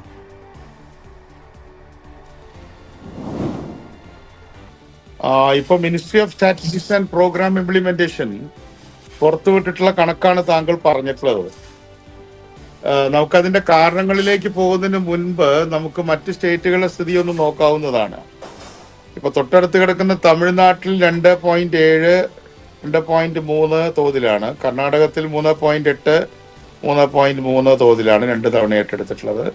ഇത് വളരെ വളരെ വളരെ ഇൻട്രസ്റ്റിംഗ് ആയിട്ടുള്ള ഒരു വിഷയം തന്നെയാണ്. ഇപ്പൊ കേരള ഗവൺമെന്റിനെ സംബന്ധിച്ചിടത്തോളം അവർക്ക് ഇതിനെക്കുറിച്ചൊന്നും വലിയ കാര്യമൊന്നുമില്ല. അവർ ഈ നമ്പർ 1 സിൻഡ്രോമില്ലേ ചെന്നപ്പെട്ടിരിക്കുകയാണ്. അവരെല്ലാം നമ്പർ 1 ആണ്. ആ തരത്തിൽ ഇപ്പൊ ഇൻഫ്ലേഷന്റെ കാര്യത്തിൽ നമ്പർ 1 ആണെന്ന് പറയുമോ എന്നുള്ള പേടി എനിക്കുള്ള. കാരണം അവർക്ക് നമ്പർ 1 ആയാൽ മതി, നെഗറ്റീവായാലും കുഴപ്പമില്ല. അപ്പൊ അതുകൊണ്ട് അവരിതിനെ കുറിച്ചുള്ള ഒരു തരത്തിലുള്ള പഠനങ്ങളോ ഇപ്പൊ നിങ്ങളുടെ ഈ ചാനൽ എടുത്തിട്ടുള്ള താല്പര്യം പോലും നമ്മുടെ മന്ത്രിമാരോ ഡിപ്പാർട്ട്മെന്റുകളോ എടുക്കുന്നില്ല. ഞാൻ റീസൺസിലേക്ക് വരാം. Reasons are many. ഒന്ന്, നമ്മൾ വിലക്കയറ്റം എന്നുള്ളത് കേരള ഗവൺമെന്റിന്റെയും കേരളത്തിന്റെ ഗവേണൻസിന്റെയും ഒരു പ്രാഥമിക ചുമതലകളൊന്നായിരുന്നു. അതിന്റെ ഭാഗമായിട്ടാണ് 1980 ഈ മാവേലി സ്റ്റോർ എന്ന് പറയുന്ന വളരെ വില നിയന്ത്രണ സംവിധാനം കൊണ്ടുവന്നത്. അത് ഈ പറഞ്ഞ പോലെ കേരളത്തിലെ മാത്രമാണ് അന്നുണ്ടായിരുന്നു മാവേലി സ്റ്റോർ. ഇപ്പോഴും മറ്റെല്ലാ സ്റ്റേറ്റുകളിലും ഇത്രയും വിപുലമായിട്ടുണ്ടെന്ന് എനിക്ക് തോന്നുന്നില്ല.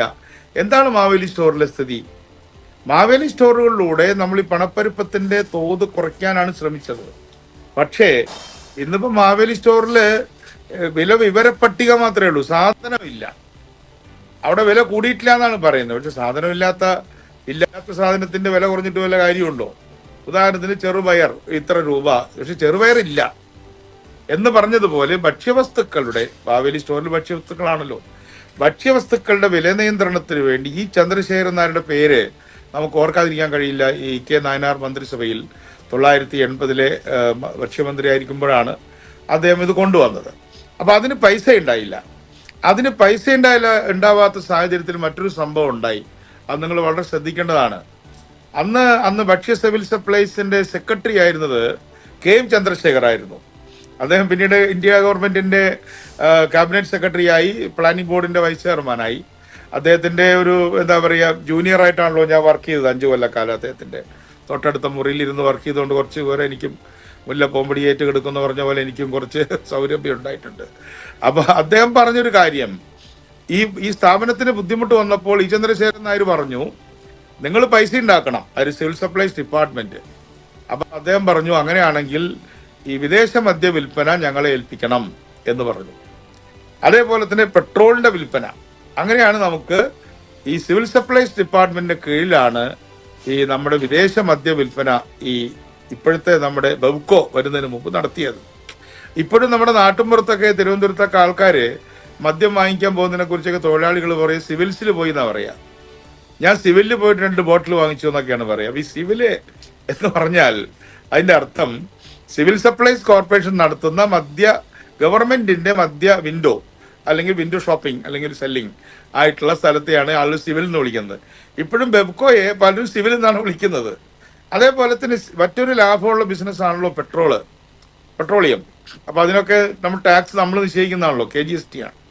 അപ്പൊ അത് വരുന്ന സമയത്ത് അവിടെയും നമ്മൾ സിവിൽ സപ്ലൈസിന്റെ സ്ഥാപനങ്ങൾ കൊണ്ടുവന്നു. ഇപ്പൊ ഈ അടുത്ത കാലത്ത് ആന്റണി രാജു ഇവിടെ KSRTCക്ക് ഒരു സ്ഥാപനം കൊണ്ടുവന്നു, നല്ല കാര്യമാണ്.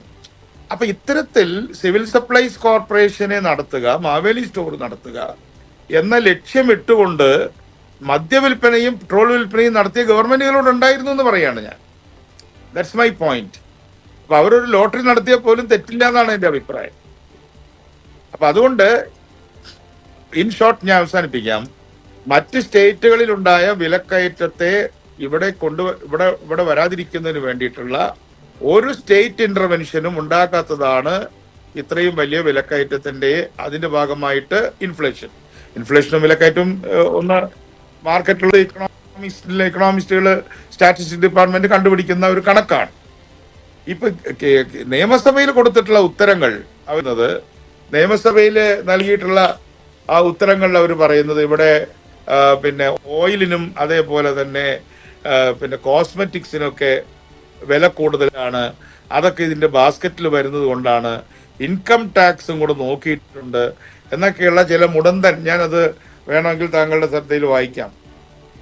പണപ്പെരുപ്പം കണക്കാക്കാൻ ഉപയോഗിക്കുന്ന ഭക്ഷണവും പാനീയങ്ങളും, ഫുഡ് ആൻഡ് ബീവറേജസ്, മറ്റു വകകളും മിസ്ലേനിയസ് എന്നീ 2 പ്രധാന ഗ്രൂപ്പുകൾ ഉൾപ്പെടുന്ന എണ്ണകളും കൊഴുപ്പുകളും സ്വർണവും വെള്ളിയും ഉൾപ്പെടുന്ന സൗന്ദര്യവർദ്ധക വസ്തുക്കൾ എന്നിവയുടെ ഉപഭോഗം കേരളത്തിൽ കൂടുതലാണ്. ഈ ഇനങ്ങളുടെ വിലയിൽ ഉണ്ടായിട്ടുള്ള വർധനവും ഇൻഡെക്സ് കണക്കാക്കുന്നതിൽ ഇവയ്ക്കുള്ള പ്രാധാന്യവുമാണ് പണപ്പെരുപ്പം ഉയരുവാൻ കാരണം എന്ന് Sunny Joseph, M. Vincent, Sajeev Joseph, Uma Thomas എന്നിവർക്ക് ബാലഗോപാൽ നൽകിയിട്ടുള്ള അച്ചടിച്ച മറുപടിയിലാണ് ഇത് ഞാൻ വായിച്ചത്. അപ്പൊ കാരണം അവർ പറഞ്ഞു കഴിഞ്ഞു. വ്യക്തമാണ്. ഞാൻ താങ്കളിലേക്ക് മടങ്ങി വരാം. ഡോക്ടർ മേരി ജോർജ്, രൂപ ഡോളർ വിനിമയ നിരക്കുകളും ഇറക്കുമതി അസംസ്കൃത എണ്ണയുടെ വില തുടങ്ങി സംസ്ഥാനത്തിൻ്റെ നിയന്ത്രണത്തിൽ വരാത്ത ഘടകങ്ങൾ വിലക്കയറ്റത്തെ എത്രമാത്രം സ്വാധീനിക്കുന്നുണ്ട്? അത് വലിയ അളവ് വരെ സ്വാധീനിക്കുന്നുണ്ട്. കാരണം UPA ഗവൺമെന്റ് ഭരിച്ചിരുന്ന സമയത്ത് $147 വരെ പെട്രോളിയം ക്രൂഡിന് അന്താരാഷ്ട്ര ഒരു ബാരലിന്റെ അന്താരാഷ്ട്ര വിലയായിരുന്നു. അപ്പോഴും കേരളത്തിൽ നല്ല ഇന്ത്യയിൽ മൊത്തം 50 രൂപയിൽ താഴെ തന്നിരുന്നു. അത് പിന്നെ UPA ഭരണകാലമായപ്പോഴേക്ക് 55 രൂപ എന്ന രീതിയിലേക്കൊക്കെ പെട്രോളിയം ഉൽപ്പന്നങ്ങളുടെ വില ഉയരുന്നു. അപ്പോൾ ആ സമയത്തും ക്രൂഡ് ഓയിലിന്റെ വില അന്താരാഷ്ട്ര തലത്തിൽ വളരെ ഉയർന്നിരിക്കുകയായിരുന്നു. ഇപ്പോ അന്താരാഷ്ട്ര തലത്തിൽ ക്രൂഡ് ഓയിലിന്റെ വില $65 ചുറ്റുവട്ടത്തിലാണ് കുറേ നാളുകളായിട്ട്. പക്ഷേ നമ്മുടെ ഇന്ത്യയില് അതുപോലെ കേരളത്തില് ഒരു ലിറ്റർ ഒരു പെട്രോളിന്റെയും ഡീസലിന്റെയും വില 100-ന് മുകളിലാണ്, 100-ന്റെ ചുറ്റുവട്ടത്തിലാണ്. ഈ ഗവൺമെന്റ് BJP ഗവൺമെന്റ് ഭരണത്തിൽ വരുന്നതിന് മുൻപ് പെരുമ്പറ പൊട്ടി പറഞ്ഞത് എന്തായിരുന്നു? വലിയ ആഘോഷ റാലികളൊക്കെ നടത്തി പറഞ്ഞിരുന്നത് എന്തായിരുന്നു? ഞങ്ങൾ 50 രൂപയിൽ താഴ്ത്തി പെട്രോളിയം ഉൽപ്പന്നങ്ങൾ വിൽക്കുമെന്നായിരുന്നു പറഞ്ഞിരുന്നത്. ഇപ്പോ അന്താരാഷ്ട്ര വില $65 ചുറ്റുവട്ടത്തിലായിരിക്കുന്ന സമയത്ത് ഈ $100 രൂപയിലേറെ കൊടുത്ത് പെട്രോളിയം ഉൽപ്പന്നങ്ങൾ വാങ്ങേണ്ടി വരുന്നത് വെഹിക്കിൾ ഡെൻസിറ്റി വളരെ കൂടുതലുള്ള കേരളം, അതായത് കേരളത്തിലെ വെഹിക്കിൾ ഡെൻസിറ്റി എന്ന് പറയുന്നത് 488 ആണ്. ഓൾ ഇന്ത്യ തലത്തിൽ അത് വെറും 18 ആണ്. അപ്പൊ അങ്ങനെ 488 എത്തി നിൽക്കുന്ന വെഹിക്കിൾ ഡെൻസിറ്റി ഉള്ള കേരളത്തില് തീർച്ചയായിട്ടും പെട്രോളിയം ഉൽപ്പന്നങ്ങളുടെ വില ഇത്ര അധികം ഉയർന്നു നിൽക്കുന്നത് വിലക്കയറ്റത്തിന് കാരണമാകും എന്നുള്ളതിന് യാതൊരു സംശയവുമില്ല. അത് ശ്രീ ബാലഗോപാൽ പറഞ്ഞാൽ അംഗീകരിക്കാവുന്നതേ ഉള്ളൂ. ഈ പെട്രോളിയം ഉൽപ്പന്നങ്ങളുടെ വില വിലക്കയറ്റത്തിന് ഒരു പ്രധാനപ്പെട്ട കാരണം തന്നെയാണ്. പക്ഷേ നേരത്തെ മിസ്റ്റർ CP ജോൺ പറഞ്ഞതുപോലെ ഒരു കാര്യം കൂടെ എനിക്ക് ഓർമ്മിപ്പിക്കാനുണ്ട്. അതായത് ഗവൺമെന്റ് ഭരണത്തിൽ വരുമ്പോൾ അതായത് LDF ഗവൺമെന്റ് ഭരണത്തിൽ വരുമ്പോൾ 13 പ്രധാനപ്പെട്ട ഉൽപ്പന്നങ്ങളുടെ വില പിടിച്ചു നിർത്തും സിവിൽ സപ്ലൈസ് വഴി എന്ന് പറഞ്ഞിരുന്നു. അത് പക്ഷെ പലപ്പോഴും നടന്നിട്ടില്ല. അത് നടക്കാത്തത് കൊണ്ടാണ് ഇപ്പൊ ഉദാഹരണത്തിന് വെളിച്ചെണ്ണയുടെ ഒക്കെ വില ഇത്ര ഉയരാൻ കാരണം വെളിച്ചെണ്ണയുടെ ഉൽപാദനം കുറഞ്ഞത് കൊണ്ടാണ്. ഉൽപാദന മേഖലകളെല്ലാം തറപറ്റി കിടക്കുകയാണ്. LDF ഗവൺമെന്റ് വന്ന നാള് മുതൽ അവർക്ക് റീൽസ് ഉണ്ടാക്കാനേ സമയമുള്ളൂ. ഭരണം എങ്ങനെ പോകുന്നു? അതായത് ഓരോ മീറ്റിങ്ങിന്, ഓരോ മന്ത്രിയുടെയും മീറ്റിങ്ങിന് അയാളുടെ ഓഫീസുമായിട്ട് ബന്ധപ്പെട്ട സർവരും അറ്റൻഡ് ചെയ്തിരിക്കണം. അത് സെക്രട്ടേറിയറ്റ് നടന്നു പോകുന്നുണ്ടോ, ഭരണം നടക്കുന്നുണ്ടോ, ഇതൊന്നും പ്രശ്നമല്ല. ഞങ്ങളുടെ മുഖച്ഛായ വർദ്ധിപ്പിക്കാൻ വേണ്ടി എല്ലാവരും ഞങ്ങളുടെ മുൻപില് വണങ്ങി നിൽക്കണമെന്ന ആഗ്രഹമാണ് മന്ത്രിമാർക്കുള്ളത്. അപ്പൊ അതിന്റെ ഫലമായിട്ട് എന്താണ് ഭരണം നടക്കുന്നേ ഇല്ല. ഇപ്പൊ ഉദാഹരണം ഒരു കേര വായ്പ വന്നത് ഓർക്കുക. ഏഷ്യൻ ഡെവലപ്മെന്റ് ബാങ്ക് കൃഷിയുടെ സമഗ്ര വികസനത്തിന് വേണ്ടി അനുവദിച്ച വായ്പയാണ്. അതിന്റെ ആദ്യ ഇൻസ്റ്റാൾമെന്റ് കേരളത്തിൽ വന്നപ്പോൾ ആ പണം എവിടെ പോയി ആർക്കും അറിഞ്ഞുകൂടാ. CAG ചൂണ്ടിക്കാണിക്കുന്നത് പോലെ അത് വകമാറ്റി ചെലവഴിച്ചു. അപ്പൊ അതിന്റെ കാർഷിക മേഖലയുടെ പ്രിൻസിപ്പൽ സെക്രട്ടറി ആയിരുന്ന IAS ഉദ്യോഗസ്ഥനെ അതിനോട് ഇഷ്ടക്കേട് കാണിച്ചു. ഈ വകമാറ്റലിനോട് ഇഷ്ടക്കേട് കാണിച്ചിട്ടുണ്ടാകണം. അതുകൊണ്ട് അദ്ദേഹത്തെ ഇട്ട് തട്ടം അമ്മാനമാടുന്ന നമ്മൾ കണ്ടത്. അപ്പൊ അങ്ങനെ ഡോക്ടർ മേരി ജോർജ്, ഞാൻ മടങ്ങി വരാം. ഡോക്ടർ റോണി കെ ബേബി, സംസ്ഥാനത്ത് വിപണി ഇടപെടൽ കൂടുതൽ കാര്യക്ഷമമാക്കാൻ UDF മുന്നോട്ട് വയ്ക്കുന്ന ബദൽ നിർദ്ദേശങ്ങൾ എന്തൊക്കെയാണ്? നമുക്കറിയാം, ഇന്ത്യ പോലെ ഒരു വെൽഫെയർ സ്റ്റേറ്റില് നമ്മുടെ ഒരു ക്ഷേമ രാഷ്ട്രമാണ്. നമ്മുടെ ഇവിടെ വിലക്കയറ്റം പിടിച്ചു നിർത്തുവാനായിട്ട് അല്ല ജനങ്ങൾക്ക് ഏറ്റവും നല്ല നിത്യോപയോഗ സാധനങ്ങൾ നല്ല ഗുണനിലവാരത്തിൽ നല്ല ക്വാളിറ്റിയിൽ വില കുറച്ച് നൽകുവാനായിട്ട് നമ്മുടെ ഇവിടെ നല്ല രീതിയിലുള്ള ഒരു പൊതുവിതരണ സമ്പ്രദായം, നമുക്കറിയാം ലോകത്തിൽ തന്നെ മാതൃകയാകുന്ന രീതിയിൽ ഒരു പബ്ലിക് ഡിസ്ട്രിബ്യൂഷൻ സിസ്റ്റം ഉണ്ടാക്കിയെടുത്ത രാജ്യമാണ് ഇന്ത്യ. നമ്മൾ ദാരിദ്ര്യ നിർമ്മാർജ്ജനം ഉണ്ടാക്കിയത്, അല്ലെങ്കിൽ സ്വാതന്ത്ര്യം കിട്ടുന്ന സമയത്ത് ബഹുഭൂരിപക്ഷം ആളുകളും പട്ടിണിയിലും മുഴുപട്ടിണിയിലും കിടന്നിരുന്ന രാജ്യം ഇന്ന് ഈ ദാരിദ്ര്യക്കൊക്കെ മുകളിലേക്ക് നമ്മൾ ഉയർന്നത്, ഒരുപാട് ആളുകൾ ഉയർന്നത് എന്ന് പറയുന്നത് നമ്മുടെ ഇവിടുത്തെ അതിശക്തമായിട്ടുള്ള ഒരു PDS ആണ്, പബ്ലിക് ഡിസ്ട്രിബ്യൂഷൻ സിസ്റ്റം. ഇപ്പോൾ ഈ കേരളത്തില് ഇപ്പോൾ ഈ ഓപ്പൺ മാർക്കറ്റിൽ വില കയറുവാനുള്ള പ്രധാനപ്പെട്ട കാരണങ്ങളിൽ ഒന്ന് എന്ന് പറയുന്നത് നമ്മുടെ ആ പൊതുവിതരണ സമ്പ്രദായം വലിയ രീതിയിൽ ഇന്ന് തകർച്ചയെ നേരിട്ടുകൊണ്ടിരിക്കുക. സപ്ലൈകോ തന്നെ എടുക്കുക, സപ്ലൈകോ ആയിക്കോട്ടെ, അല്ലെങ്കിൽ മാവേലി സ്റ്റോറുകളായിക്കോട്ടെ, റേഷൻ കടകളായിക്കോട്ടെ. സപ്ലൈകോയിലെ ഒരു അവസ്ഥ നമുക്കറിയാം. അവിടെ കരാറുകാർക്ക് കൊടുത്തു തീർക്കാനുള്ള കുടിശ്ശിക എന്ന് പറയുന്നത് വലിയ ഭീമമായ തുകയാണ്. പുതിയ കരാറുകാർ പുതിയ ടെൻഡറുകൾ എടുക്കുവാനായിട്ട് തയ്യാറാകുന്നില്ല. അതുകൊണ്ട് എന്താണെന്നറിയോ, ഏറ്റവും ക്വാളിറ്റി കുറഞ്ഞ സാധനങ്ങളാണ്. നമ്മൾ ഈ സപ്ലൈകോയിലേക്ക് ചെല്ലുമ്പോൾ ഒരു കാര്യം മനസ്സിലാക്കണം. ഒരുപക്ഷെ ഗവൺമെന്റ് പറയുമായിരിക്കും അവിടെ നിത്യോപയോഗ സാധനങ്ങളൊക്കെ കിട്ടുന്നുണ്ട്, പക്ഷെ അവയുടെ ഗുണനിലവാരം എന്ന് പറയുന്നത് വളരെ മോശമായിട്ടുള്ള ഗുണനിലവാരത്തിലുള്ള സാധനങ്ങളാണ് സപ്ലൈകോ ഇപ്പോൾ കൊടുത്തുകൊണ്ടിരിക്കുന്നത്. അതുകൊണ്ട് ആളുകളൊന്നും ഇപ്പോൾ ആ വഴിക്ക് പോകുന്നില്ല, മേടിക്കാനായിട്ട് തയ്യാറാകുന്നില്ല. ഈ റേഷൻ കടകളിലെ വാതിൽപ്പടി സേവനം നടത്തിക്കൊണ്ടിരുന്ന, കമ്മീഷൻ പറ്റിക്കൊണ്ടിരുന്ന ഏജന്റുമാര്, അവർക്ക് ഇപ്പോൾ വലിയ രീതിയിൽ കുടിശ്ശിക ആയിരിക്കുകയാണ്. അതുകൊണ്ട് അവരും അത് തയ്യാറാകുന്നില്ല. അപ്പോൾ റേഷൻ കടകളായിക്കോട്ടെ, സപ്ലൈകോ ആയിക്കോട്ടെ, അങ്ങനത്തെ പൊതുവിതരണ സമ്പ്രദായം ആയിക്കോട്ടെ, അതൊക്കെ ഇന്ന് വലിയ തകർച്ചയെ നേരിട്ടുകൊണ്ടിരിക്കുക. അതിന് പ്രധാനപ്പെട്ട കാരണം എന്ന് പറയുന്നത് സർക്കാരിന്റെ സാമ്പത്തിക പ്രതിസന്ധിയാണ്. ഈ പ്രതിസന്ധി ഈ സർക്കാർ തന്നെ വരുത്തി വെച്ചതാണ്. ഒരു കാര്യം ഇവിടെ പങ്കെടുത്ത ബഹുമാനപ്പെട്ട ഇടതുപക്ഷത്തിന്റെ വക്താവായിട്ടുള്ള പ്രകാശൻ മാസ്റ്റർ പറയണം. 2016 ഉമ്മൻചാണ്ടി സർക്കാർ അധികാരത്തിൽ പോകുമ്പോൾ കേരളത്തിന്റെ പൊതുകടം 1,58,000 കോടിയായിരുന്നു. എങ്ങനെയാണ് ഈ കഴിഞ്ഞ 10 വർഷം കൊണ്ട് അല്ലെ 9 വർഷം കൊണ്ട് ഈ കേരളത്തിലെ പൊതുകടം 3 ഇരട്ടിയായി വർദ്ധിച്ചത്? 1957 ഒന്നാം സർക്കാർ മുതൽ 2016 വരെയുള്ള പൊതുകടം 1,58 കോടിയായിരുന്നെങ്കിൽ, 1,58,000 കോടിയായിരുന്നെങ്കിൽ 9 വർഷം കൊണ്ട് അതെങ്ങനെയാണ് 3 ഇരട്ടിയായി വർദ്ധിച്ചത്? കാരണം എന്ന് പറയുന്നത് ഇവിടെ ഇപ്പോൾ സംഭവിച്ചുകൊണ്ടിരിക്കുന്നത് ജനങ്ങളെ പിഴിഞ്ഞ്, ജനങ്ങളെ അവരുടെ പോക്കറ്റ് അടിച്ചുകൊണ്ട്, അത് മുഴുവൻ എന്ന് പറയുന്നത് ഇവിടെ ഈ ഗവൺമെന്റിന്റെ ഈ ധൂർത്തിനു വേണ്ടി. ഇപ്പൊ നമ്മൾ കണ്ടു ശബരിമലയുമായി ബന്ധപ്പെട്ട് പറഞ്ഞു സർക്കാർ ഒരു പൈസ പോലും ചെലവഴിക്കില്ലെന്ന് പറഞ്ഞു. 8 കോടി രൂപ. എത്ര കോടി രൂപയാ? ഇവിടെ ദാദാ സാഹിബ് ഫാൽക്കെ അവാർഡ് മേടിച്ച, അല്ലെങ്കിൽ മോഹൻലാലിനെ ആദരിക്കാൻ വേണ്ടി 3 കോടി രൂപ. എത്ര ചുമ്മാ ഇങ്ങനെ ധൂർത്തടിക്കുന്ന രീതിയിൽ കടമെടുത്ത് ധൂർത്തടിക്കുകയാണ്. അല്ല, നാളുകളെ കുറിച്ച് ഒരു ചിന്തയില്ല. നമ്മൾ ഒരു കാര്യം ഇവിടെ മനസ്സിലാക്കേണ്ടതുണ്ട്. ഇവിടെ ബഹുമാനപ്പെട്ട ഡോക്ടർ മേരി ജോർജ് ചൂണ്ടിക്കാട്ടിയ ഒരു കാര്യം, ഇന്ന് എന്തുകൊണ്ടാണ് ഈ അമേരിക്ക ഇന്ത്യയുടെ മേലെ ഉപരോധം അല്ലെങ്കിൽ ഇതുപോലുള്ള സാമ്പത്തികമായ നിയന്ത്രണങ്ങളിലേക്ക് കടക്കാൻ അവർ പറയുന്നത്? ഇന്ത്യക്ക് കുറഞ്ഞ നിരക്കിൽ റഷ്യയിൽ നിന്ന് ക്രൂഡ് ഓയിൽ കിട്ടും. നമ്മൾ മനസ്സിലാക്കണം, $46 നമുക്ക് ഈ പറയുന്ന റഷ്യയിൽ നിന്ന് ഇപ്പോൾ കിട്ടിക്കൊണ്ടിരിക്കുന്നത്. ആ സാധനമാണ് $46. ആ സാധനമാണ് ഇപ്പോൾ നമ്മൾ 108 രൂപയ്ക്ക്. ഇവർക്ക് GST ഇനത്തിലൊക്കെ കിട്ടുന്ന വരുമാനം കേന്ദ്ര സർക്കാർ ഇപ്പോൾ വലിയ സമ്പന്നമാണ്. കാരണം എന്താണെന്നറിയോ, ഇതുപോലെ ഈ $46 കിട്ടുന്ന സാധനം 108 രൂപയ്ക്ക് വിറ്റ് അതിന്റെ 50% ടാക്സ് വലിയ ഭീമമായ അളവിലേക്ക് പോവുകയാണ്.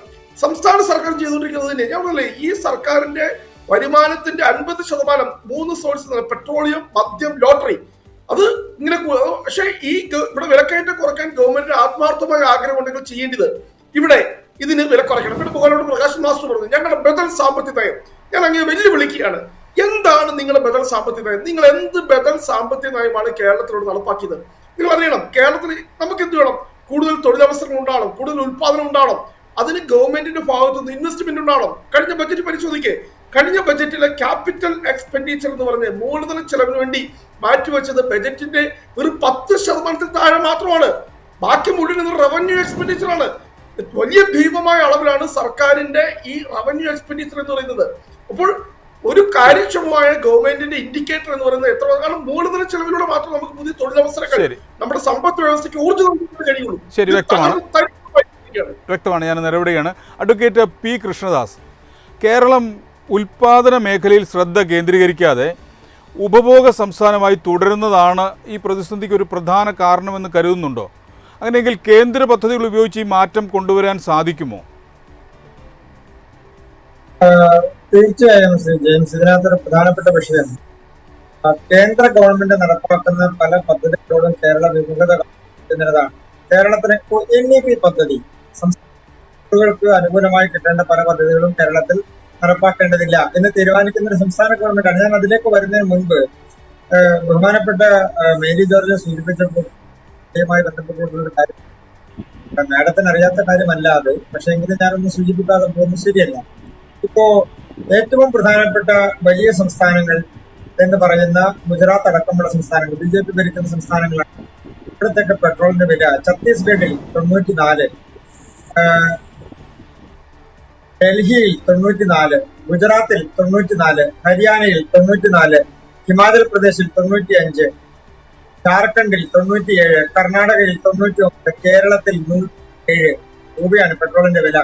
ഇനി ഉത്തർപ്രദേശിൽ നോക്കാം, അതാണല്ലോ ഏറ്റവും വലിയ സംസ്ഥാനം, ഏറ്റവും കൂടുതൽ ജനങ്ങളുടെ സംസ്ഥാനം, 94. മാഡം ഇത് സംഭവിക്കുന്നത് ഇനി ഒരു പ്രധാനപ്പെട്ട വിഷയം. ഇതുമായി ബന്ധപ്പെട്ടുകൊണ്ട് നമ്മൾ ഈ പെട്രോളിന്റെ ക്രൂഡ് ഓയിലിന്റെ വിലയെ സംബന്ധിച്ചും പെട്രോളിന്റെ വില കേരളത്തിൽ കൂടുന്നതിന്റെ കാരണം ക്രൂഡ് ഓയിലിന്റെ വില കുറഞ്ഞിട്ടും കേന്ദ്ര ഗവൺമെന്റ് ഒന്നും ചെയ്യാത്തത് കൊണ്ടാണ് എന്ന് പറയുന്നതുകൊണ്ടാണല്ലോ. ഇനി സംസ്ഥാനങ്ങൾ ഏർപ്പെടുത്തുന്ന ഈ പെട്രോൾ ഡീസലിന്റെ ടാക്സ് ഒന്ന് നോക്കാം. പല സംസ്ഥാനങ്ങളുടെയും ടാക്സ് 10%-നും 20%-നും ഇടയിലായി നിൽക്കെ കേരളത്തിലെ പെട്രോൾ ഉൽപ്പന്നങ്ങളുടെ ടാക്സ്, കേരളത്തിൽ പെട്രോളിന്റേത് 30.8%. അത് കൂടാതെ 1 രൂപ സെസ്, 1 രൂപ അഡീഷണൽ സെസ്, 2 രൂപ സോഷ്യൽ സെക്യൂരിറ്റി സെസ്, ഈ തരത്തിൽ 4 രൂപ ഡയറക്റ്റ് ആയിട്ടും 30% സെസ്സുമാണ്. അപ്പൊ ബഹുമാനപ്പെട്ട മേരി ജോർജിനെ പോലുള്ള ആളുകൾ ഈ പെട്രോളുമായി ബന്ധപ്പെട്ടുകൊണ്ട് സംസ്ഥാനത്തിന്റെ വില വർദ്ധിക്കുന്നതിനെ സംബന്ധിച്ച് സൂചിപ്പിക്കുമ്പോൾ ഈ തരത്തിലുള്ള സംസ്ഥാനത്തിന്റെ നടപടി കൂടി സൂചിപ്പിക്കുന്നത് നന്നായിരിക്കും. മറ്റൊരു പ്രധാനപ്പെട്ട വിഷയം അങ്ങ് ചോദിച്ച വിഷയമാണ്. അങ്ങ് ചോദിച്ച പ്രധാനപ്പെട്ട വിഷയം പദ്ധതികൾ ഇപ്പോൾ കേന്ദ്ര ഗവൺമെന്റ് നടപ്പാക്കുന്ന നാഷണൽ ഹൈവേ വികസനമല്ലാത്ത ഏതെങ്കിലും ഒരു വികസന പദ്ധതി ജനങ്ങൾക്ക് നേരിട്ടോ നേരിട്ടല്ലാതെയോ കാണാൻ കഴിയുന്ന ഒരു പദ്ധതി നടപ്പാക്കുന്നുണ്ടോ? കേരളത്തിൽ അങ്ങോളം ഇങ്ങോളം നടക്കുന്ന ഏക വികസന പദ്ധതി എന്ന് പറയുന്നത് നാഷണൽ ഹൈവേയുടെ, അതായത് കാണാൻ കഴിയുന്ന ഒരു പ്രൊഡക്റ്റീവ് ഡെവലപ്മെന്റ് എന്ന് പറയുന്നത് നാഷണൽ ഹൈവേയുടെ വികസനമാണ്. അതാണ് പ്രധാനപ്പെട്ട വിഷയം. മറ്റൊരു പ്രധാനപ്പെട്ട കാര്യം, കേന്ദ്ര ഗവൺമെന്റുമായി ബന്ധപ്പെട്ടുകൊണ്ട് നിലനിൽക്കുന്നതിലേക്ക് വരുന്ന ഫണ്ട്, ഇതിപ്പോ റെയിൽവേയുടെ സ്റ്റേഷനുകളുടെ വികസനത്തിന്റെ കാര്യത്തിലാണെങ്കിലും റെയിൽവേ ലൈനുകൾ ആണെങ്കിലും ബന്ധപ്പെട്ടുകൊണ്ടാണെങ്കിലും പുതിയ ട്രെയിനുകൾ അനുവദിക്കുന്ന കാര്യത്തിലാണെങ്കിലും ഒക്കെ ഇതിന്റെ വാർത്തകൾ വരുമ്പോൾ അതിൽ ഫ്ലെക്സിബിൾ എന്നുള്ളതിനേക്കാൾ അപ്പുറത്ത് കേരള ഗവൺമെന്റ് കഴിഞ്ഞ 9 വർഷക്കാലത്തിനുള്ളിൽ കൊണ്ടുവന്ന ഒരു ഡെവലപ്മെന്റൽ പ്രോജക്ട് അല്ലെങ്കിൽ ഒരു എംപ്ലോയ്മെന്റ് ക്രിയേറ്റ് ചെയ്യുന്ന പ്രോജക്ട്, ഇനി വേണ്ട അഗ്രികൾച്ചറൽ സെക്ടർ മാത്രം എടുക്കുക, കർഷകർക്ക് ബെനിഫിറ്റ് കിട്ടുന്ന ഒരു പ്രോജക്ട്, അങ്ങനെ ഏതെങ്കിലും ഒരു പദ്ധതി പ്രഖ്യാപിച്ചു കാർഷിക മേഖലയിൽ തന്നെ നമ്മൾ നല്ലൊരു സാങ്കേതിക തടസ്സമുണ്ട്. ഞാൻ താങ്കളിലേക്ക് തിരിച്ചു വരാം. ശ്രീ പ്രകാശൻ മാസ്റ്റർ, ഉമ്മൻചാണ്ടിയുടെ കാലശേഷം അതിനുശേഷം വന്ന ഗവൺമെന്റുകളിൽ പൊതുകടം 3 ഇരട്ടിയായി വർദ്ധിച്ചു എന്നാണ് കോൺഗ്രസ് പ്രതിനിധി ആരോപിക്കുന്നത്. എന്താണ് മറുപടി? ഇതില് സാധാരണഗതിയിൽ ഒരു നാടിന്റെ സാമ്പത്തിക നില പരിശോധിക്കുന്നതിന് 4 കാര്യങ്ങളാണ് പരിശോധിക്കുക. ഒന്ന് റവന്യൂ കമ്മി, മറ്റൊന്ന് ധനക്കമ്മി, മറ്റൊന്ന് കടത്തിന്റെ പെർസെൻറ്റേജ്, അതുപോലെ തന്നെ റവന്യൂ വരുമാനം. ഈ കഴിഞ്ഞ വർഷം 24-25 ഇന്ത്യയിൽ ഏറ്റവും കൂടുതൽ റവന്യൂ വരുമാന വർധന ഉണ്ടാക്കിയ 1ാമത്തെ സ്റ്റേറ്റ് കേരളമാണ് എന്ന് പറഞ്ഞ് മറ്റാരുമല്ല, റിസർവ് ബാങ്ക് ഓഫ് ഇന്ത്യയാണ്. നിങ്ങൾക്ക് റിസർവ് ബാങ്ക് ഓഫ് ഇന്ത്യയുടെ കണക്ക് പോയി പരിശോധിച്ചാൽ കാണാം. ഇവിടെ നേരത്തെ ഞാൻ പറഞ്ഞിട്ടുള്ള ഫിസ്ക്കൽ റെസ്പോൺസിബിലിറ്റി ആക്ട് അനുസരിച്ച് ധനക്കമ്മിക്കും അതുപോലെ തന്നെ റവന്യൂ കമ്മിക്കും സീലിംഗ് ഉണ്ട്. ഇന്ത്യ രാജ്യത്ത് ഏറ്റവും കുറഞ്ഞ ധനക്കമ്മിയുള്ള 5 സ്റ്റേറ്റുകളിൽ ഒന്ന് കേരളമാണ്. അതുപോലെ തന്നെ റവന്യൂ കമ്മി കേന്ദ്ര ഗവൺമെന്റിനേക്കാൾ കുറവാണ് സ്റ്റേറ്റ് ഗവൺമെന്റിന്. പിന്നെ കടവുമായി ബന്ധപ്പെട്ട കാര്യം പരിശോധിച്ചാൽ ഞാൻ ചോദിക്കട്ടെ, കേന്ദ്ര ഗവൺമെന്റ് കടം എത്രയാ? കേന്ദ്ര ഗവൺമെന്റിന്റെ കടം GDP-യുടെ 67% ആണ്. ഇന്ത്യ രാജ്യത്തെമ്പാടുമുള്ള സ്റ്റേറ്റുകളുടെ ആവറേജ് കടം എത്രയാ? GST-യുടെ 57% ആണ്. കേരളത്തിൽ അത്രമാത്രം ഇല്ല, അതിനേക്കാൾ കുറവാണ്. താങ്കളിലേക്ക് മടങ്ങി വരാം. ശ്രീ CP ജോൺ, വിലക്കയറ്റ തോത് ഉയർന്നു നിൽക്കുന്നത് കേരളത്തിന്റെ സാമ്പത്തിക മേഖലയിൽ എന്ത് ദീർഘകാല പ്രത്യാഘാതങ്ങൾ സൃഷ്ടിക്കും? വിലക്കയറ്റത്തിന്റെ തോത് ദീർഘകാലം ഇങ്ങനെ നിൽക്കുമോ എന്നെനിക്ക് പറയാൻ പറ്റില്ല. ആന്തോളനങ്ങൾ സംഭവിക്കാം. പക്ഷേ ഇത്രയും വലിയ ഇൻഫ്ലേഷൻ, അതായത് നമ്മളിപ്പോൾ വിലക്കയറ്റം അല്ലല്ലോ നമ്മൾ ചർച്ച ചെയ്യുന്നത്. ടെക്നിക്കലി വിലക്കയറ്റത്തിന്റെ ഫലമായിട്ടുണ്ടായിട്ടുള്ള ഇൻഫ്ലേഷൻ 9% എന്ന് പറഞ്ഞാൽ വളരെ ടോക്സിക് ആണ്. അതിൻ്റെ അർത്ഥം നമുക്ക് കിട്ടിയ കൂലിയൊന്നും കൂലി അല്ലാതാണല്ലോ ആവുന്നത്. ഇനി ഇതിൻ്റെ ഏറ്റവും വലിയ പ്രധാനപ്പെട്ട ഒരു കാര്യം എന്താന്ന് പറഞ്ഞാൽ പ്ലാനാണ്. വികസന പ്രവർത്തനങ്ങൾക്ക് ഉള്ള തുക ഈ ഗവൺമെന്റ് ഫലത്തിൽ കുറയ്ക്കുകയാണ് ചെയ്തത്. എന്ന് വെച്ചാൽ ഇൻഫ്ലേഷൻ അഡ്ജസ്റ്റഡ് അല്ല, മിനിമം. ഈ വർഷമാണ് വളരെ വർഷങ്ങൾക്ക് ശേഷം പ്ലാൻ ചെലവാക്കലല്ല 30,000 എന്നുള്ളത് 32 ആയത്.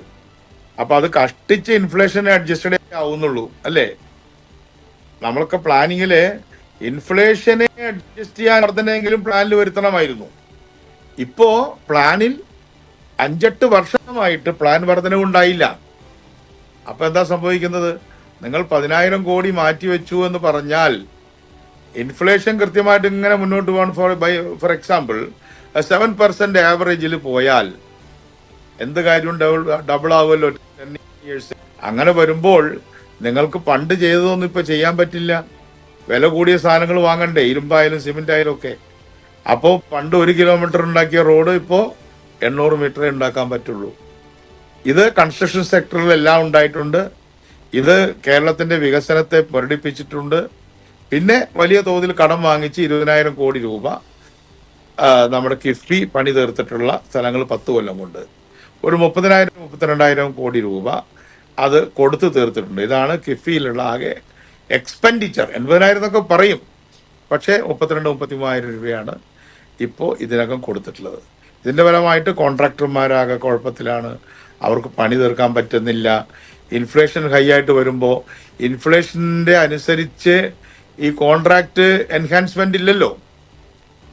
അങ്ങനെയുണ്ടല്ലോ ഒരു പ്രശ്നം. അപ്പം നമ്മൾ ഡൽഹി റേറ്റ്സ് എന്നാണ് പറയുക. താങ്കൾ അതിനെക്കുറിച്ച് മനസ്സിലാക്കിയിട്ടുണ്ടോ എന്ന് എനിക്ക് അറിഞ്ഞുകൂടാ. Are you aware of that? നമ്മൾ CPWD റേറ്റ്സ് എന്ന് പറയുമല്ലോ, അതായത് സെൻട്രൽ PWDയുടെയും ഡൽഹിയുടെ റേറ്റ് വെച്ചിട്ടുള്ള അവിടുത്തെ വില വെച്ചിട്ടാണ് ചെയ്യുക. ഇപ്പൊ നമ്മൾ ആ ചാർട്ടിൽ എന്താ കണ്ടത്? ഡൽഹിയെക്കാളും വില കയറ്റാണ് ഇവിടെ. അപ്പൊ ഡൽഹി റേറ്റ്സ് വെച്ച് നോക്കിയാൽ നമുക്ക് നഷ്ടമാണ് വരുന്നത്. ശരി, വ്യക്തമാണ്. ശ്രീ പ്രകാശൻ മാസ്റ്റർ, കേരളത്തിൻ്റെ പൊതുവിതരണ സംവിധാനം മാവേലി സ്റ്റോറുകളും സപ്ലൈകോയും ഉൾപ്പെടെയുള്ളവ തകർന്നിരിക്കുകയാണ് എന്നാണ് ചർച്ചയിൽ പങ്കെടുത്തവർ പറയുന്നത്. എന്താണ് മറുപടി? ഈ ഇന്ത്യ രാജ്യത്ത് ഇന്ന് നിലവിലുള്ള ഏറ്റവും മികച്ച പൊതുവിതരണ സമ്പ്രദായം കേരളത്തിലാണ്. ഓണത്തിന്റെ സന്ദർഭത്തിൽ 54 ലക്ഷം കുടുംബങ്ങളിലേക്കാണ് ഭക്ഷ്യവസ്തുക്കൾ വരിയും എത്തിച്ചേർന്നത്. അങ്ങനെ എത്തിച്ച ഒരൊറ്റ സ്റ്റേറ്റിന്റെ പേര് BJPയോ കോൺഗ്രസോ ഭരിക്കുന്ന സ്റ്റേറ്റ് പറയട്ടെ? ഇല്ല. ഇനി വികസനവുമായി ബന്ധപ്പെട്ട് ഉമ്മൻചാണ്ടി ഗവൺമെന്റ് 5 കൊല്ലക്കാലം പരിശോധിക്കുക.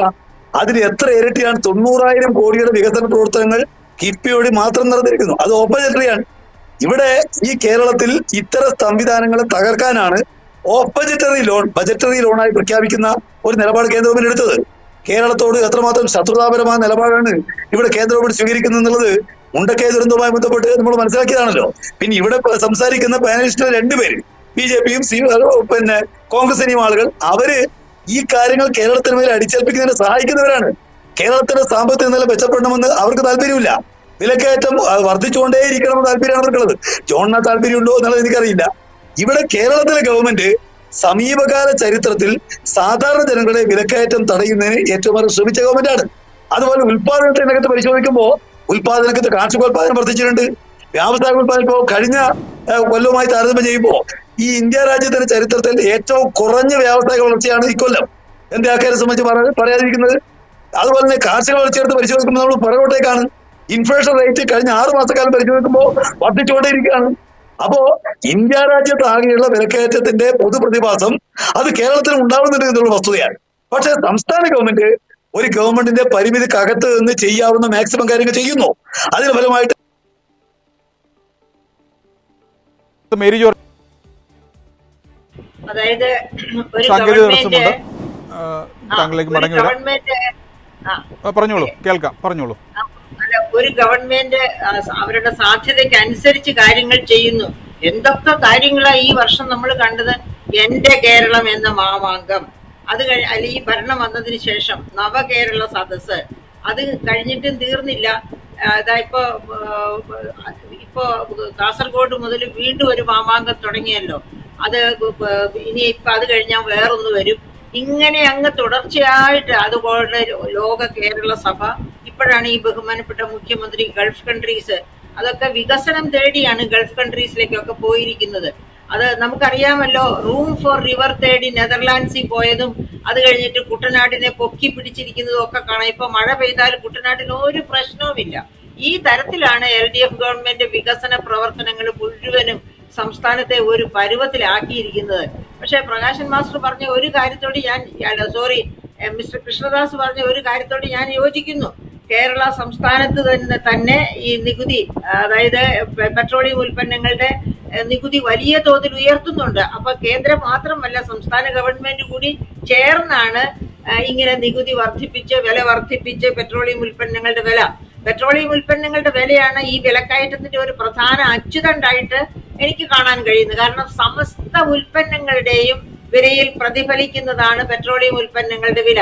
സമസ്ത മനുഷ്യരുടെയും ജീവിത യാത്രയിൽ പ്രതിഫലിക്കുന്നതാണ് പെട്രോളിയം ഉൽപ്പന്നങ്ങളുടെ വില. അപ്പൊ പെട്രോളിയം ഉൽപ്പന്നങ്ങളുടെ വില നിയന്ത്രിക്കാൻ കഴിഞ്ഞാൽ മാത്രമേ വിലക്കയറ്റം നിയന്ത്രിക്കാൻ കഴിയൂ. That's one thing.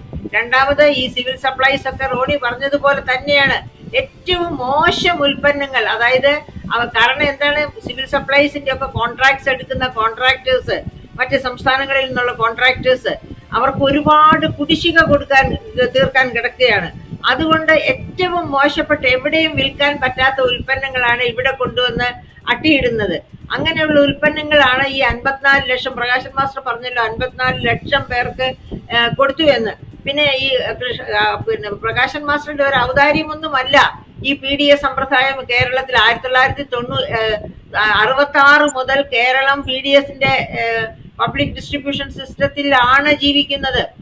കേരളത്തോട്, അതായത് 1950കളിൽ ഉണ്ടായിരുന്ന അശോക് മേത്ത കമ്മിറ്റി റിപ്പോർട്ട്, അതായത് ഫുഡ് ഗ്രെയിൻസ് കമ്മിറ്റി റിപ്പോർട്ട്, ആ റിപ്പോർട്ട് തന്നെ പറഞ്ഞിരുന്നു കേരളം ഈ പറയപ്പെട്ട എന്താ പറയുക തോട്ടം മേഖലയിൽ കോൺസെൻട്രേറ്റ് ചെയ്തോളൂ, നിങ്ങളുടെ ടോപ്പോഗ്രഫി അതിന് അനുകൂലമാണ്, അപ്പൊ നിങ്ങൾക്ക് ഭക്ഷ്യക്ഷാമം ഉണ്ടാകാതെ നിങ്ങൾക്ക് ഞങ്ങൾ അരി തന്നുകൊള്ളാം എന്ന് പറഞ്ഞിരുന്നു. അങ്ങനെ കേന്ദ്രത്തിൽ നിന്ന് കിട്ടുന്ന അരി ഏതാണ്ട് ഇവിടെ ഈ അരിയും സാധനങ്ങളും 54 ലക്ഷം പേർക്ക് കൊടുത്തത് നമ്മുടെ സംസ്ഥാന ഗവൺമെന്റ് എവിടുന്നോ തപ്പിയെടുത്തതാണെന്ന് തോന്നുന്നു മിസ്റ്റർ രാജൻ മാസ്റ്റർ പറയുന്നത് കേട്ടാല്. അതായത് അതിന് എന്താണ് PDSന്റെ വില അറിയാമോ? പ്രൊക്യൂർമെന്റ് പ്രൈസ് കേന്ദ്രം ഈ കഴിഞ്ഞ 2 വർഷങ്ങളിൽ പ്രൊക്യൂർമെന്റ് പ്രൈസ് അരിക്കും ഗോതമ്പിനും ഒക്കെ കേന്ദ്രം വർദ്ധിപ്പിച്ചപ്പോൾ അരിയുടെ വില കേന്ദ്രം വർദ്ധിപ്പിച്ചതനുസരിച്ച് സംസ്ഥാന ഗവൺമെന്റ് കൊടുത്തുകൊണ്ടിരുന്നത് വെട്ടിക്കുറയ്ക്കുകയാണ് ചെയ്തത്. സംസ്ഥാനത്തിന്റെ ഭാഗത്തു നിന്ന് ഒന്നുമില്ലാതെയാണ് 28 രൂപയിൽ ഇപ്പോഴും അരിയൊക്കെ കിട്ടുന്നത്. അപ്പൊ അങ്ങനെ ജനങ്ങളെ ചേർത്ത് പിടിക്കുന്നു LDF ഗവൺമെന്റ് എന്ന് പറയുന്നതിന് വസ്തുനിഷ്ഠമായും സത്യസന്ധമായും എസ്റ്റാബ്ലിഷ് ചെയ്യാൻ കഴിയണം. ആര് പറഞ്ഞാലും അങ്ങനെ പറയാത്തവരെ ശക്തമായിട്ട് എതിർക്കും. അതിന് ഞങ്ങൾ BJP താലോലിക്കുന്നു എന്നോ എന്ത് വേണമെങ്കിലും പറഞ്ഞോളൂ, ഒരു വിരോധവുമില്ല. സത്യമായിട്ടാണ് ഞങ്ങൾ പറയുന്നത്. ശരി ഡോക്ടർ മേരി ജോർജ്, ഞാൻ മടങ്ങി വരാം. Doctor Roni K Baby, teacher പറഞ്ഞതുപോലെ പൊതുവിതരണ കേന്ദ്രങ്ങളിലെ വിതരണത്തിലെ താളപ്പിഴകളും അഴിമതിയും വിലക്കയറ്റത്തിന് കാരണമാകുന്നുണ്ടോ? കാരണം വളരെ വ്യക്തമല്ലേ. കാരണം ഈ അഴിമതി എന്ന് കഴിയണം, അഴിമതി നടക്കണമെങ്കിൽ അവിടെ ഫണ്ട് അലോക്കേഷൻ ഉണ്ടാവണം, അല്ലെങ്കിൽ ഇവർ ആവശ്യപ്പെടുന്ന പണം കൊടുക്കണം സപ്ലൈകോയ്ക്ക്. പക്ഷെ അതുപോലും സർക്കാരിന് കൊടുക്കാനായിട്ട് കഴിയുന്നില്ല. കാരണം ഈ കഴിഞ്ഞ ഓണം ഉത്സവ സീസണില് ഭക്ഷ്യവിതരണ വകുപ്പ് ആവശ്യപ്പെട്ടതിന്റെ പകുതി തുക മാത്രമാണ് സപ്ലൈകോ ഉൾപ്പെടെ മാവേലി സ്റ്റോർ ഉൾപ്പെടെ ഉള്ള ഇതിനു വേണ്ടിയിട്ട് കൊടുക്കാനായിട്ട് ഗവൺമെന്റിന് കഴിഞ്ഞിട്ടുള്ളത്. പക്ഷെ ഇവിടുത്തെ യഥാർത്ഥ പ്രശ്നം എന്താ, ഇവിടെ CPM വളരെ നല്ല രീതിയിൽ രാഷ്ട്രീയം കളിക്കുന്നുണ്ട്. ഇവരുടെ വീഴ്ചകൾ ചൂണ്ടിക്കാണിച്ചു കഴിഞ്ഞാൽ, അല്ലെങ്കിൽ സാമ്പത്തികമായിട്ടുള്ള പരാജയങ്ങൾ ചൂണ്ടിക്കാണിച്ചു കഴിഞ്ഞാൽ അന്നേരം പറയും കേന്ദ്രം ഞങ്ങളെ അവഗണിക്കുന്നു അല്ലെ കേന്ദ്രം. അപ്പൊ ഞാൻ ഒരു സംശയം ചോദിക്കട്ടെ, മുഖ്യമന്ത്രി മുട്ടിന് ഡൽഹിക്ക് പോകുന്നുണ്ട്, പ്രധാനമന്ത്രിയെ കാണുന്നുണ്ട്, കേന്ദ്ര ആഭ്യന്തര അമിത്ഷായെ കാണുന്നുണ്ട്, അതുപോലെ തന്നെ ധനകാര്യമന്ത്രി നിർമ്മലാ സീതാരാമനെ കേരള ഹൗസിലേക്ക് ക്ഷണിച്ചു വരുത്തി കാണുന്നുണ്ട്. അപ്പൊ ഈ മുഖ്യമന്ത്രി ഇത്രയും നാളും പോയി ഈ കൂടിക്കാഴ്ചകളൊക്കെ നടത്തിയിട്ടുണ്ട്, ഇഷ്ടംപോലെ കൂടിക്കാഴ്ച നടത്തിയിട്ടുണ്ട്. ഡൽഹിയിൽ KV തോമസിനെ അവിടെ വെച്ചിട്ടുണ്ട്. എന്നിട്ടും ഈ പറയുന്ന കേന്ദ്രത്തിൽ നിന്നും ഈ പറയുന്ന കാര്യങ്ങളൊക്കെ മേടിച്ചെടുക്കാനായിട്ട് എന്തുകൊണ്ട് സംസ്ഥാന സർക്കാരിന് കഴിയുന്നില്ല? അപ്പോൾ ഈ കേന്ദ്ര സർക്കാർ ഒന്നും തരാഞ്ഞിട്ടും പിന്നെയും മുഖ്യമന്ത്രി ഡൽഹിയിൽ പോയി ഇവരെ കാണുന്നതിന്റെ സാങ്കത്യം എന്താണ്, കാരണം എന്താണ്? ഞാൻ എന്റെ ഒരു ചെറിയ കോമൺ സെൻസ് ഞാൻ ചോദിച്ചു പോവുകയാണ്. എന്റെ ഒരു സംശയം, മുഖ്യമന്ത്രി മാസത്തിൽ ഒന്ന് വെച്ച് ഡൽഹിയിൽ പോകുന്നു, അമിത്ഷാ ഒക്കെ മറ്റു മുഖ്യമന്ത്രിമാർക്ക് കൊടുക്കാത്ത പരിഗണനയാണ് കേരളത്തിന് മുഖ്യമന്ത്രി കൊടുക്കുന്നത്. അപ്പോൾ നമ്മുടെ കേരളത്തിലെ മുഖ്യമന്ത്രിക്ക് ഒന്ന് ചോദിച്ചുകൂടെ, അല്ലെങ്കിൽ ഞങ്ങളെ ഇങ്ങനെ സാമ്പത്തികമായി കേരളത്തെ വരിഞ്ഞു മുറുക്കുന്നത് എന്തിനാണ്?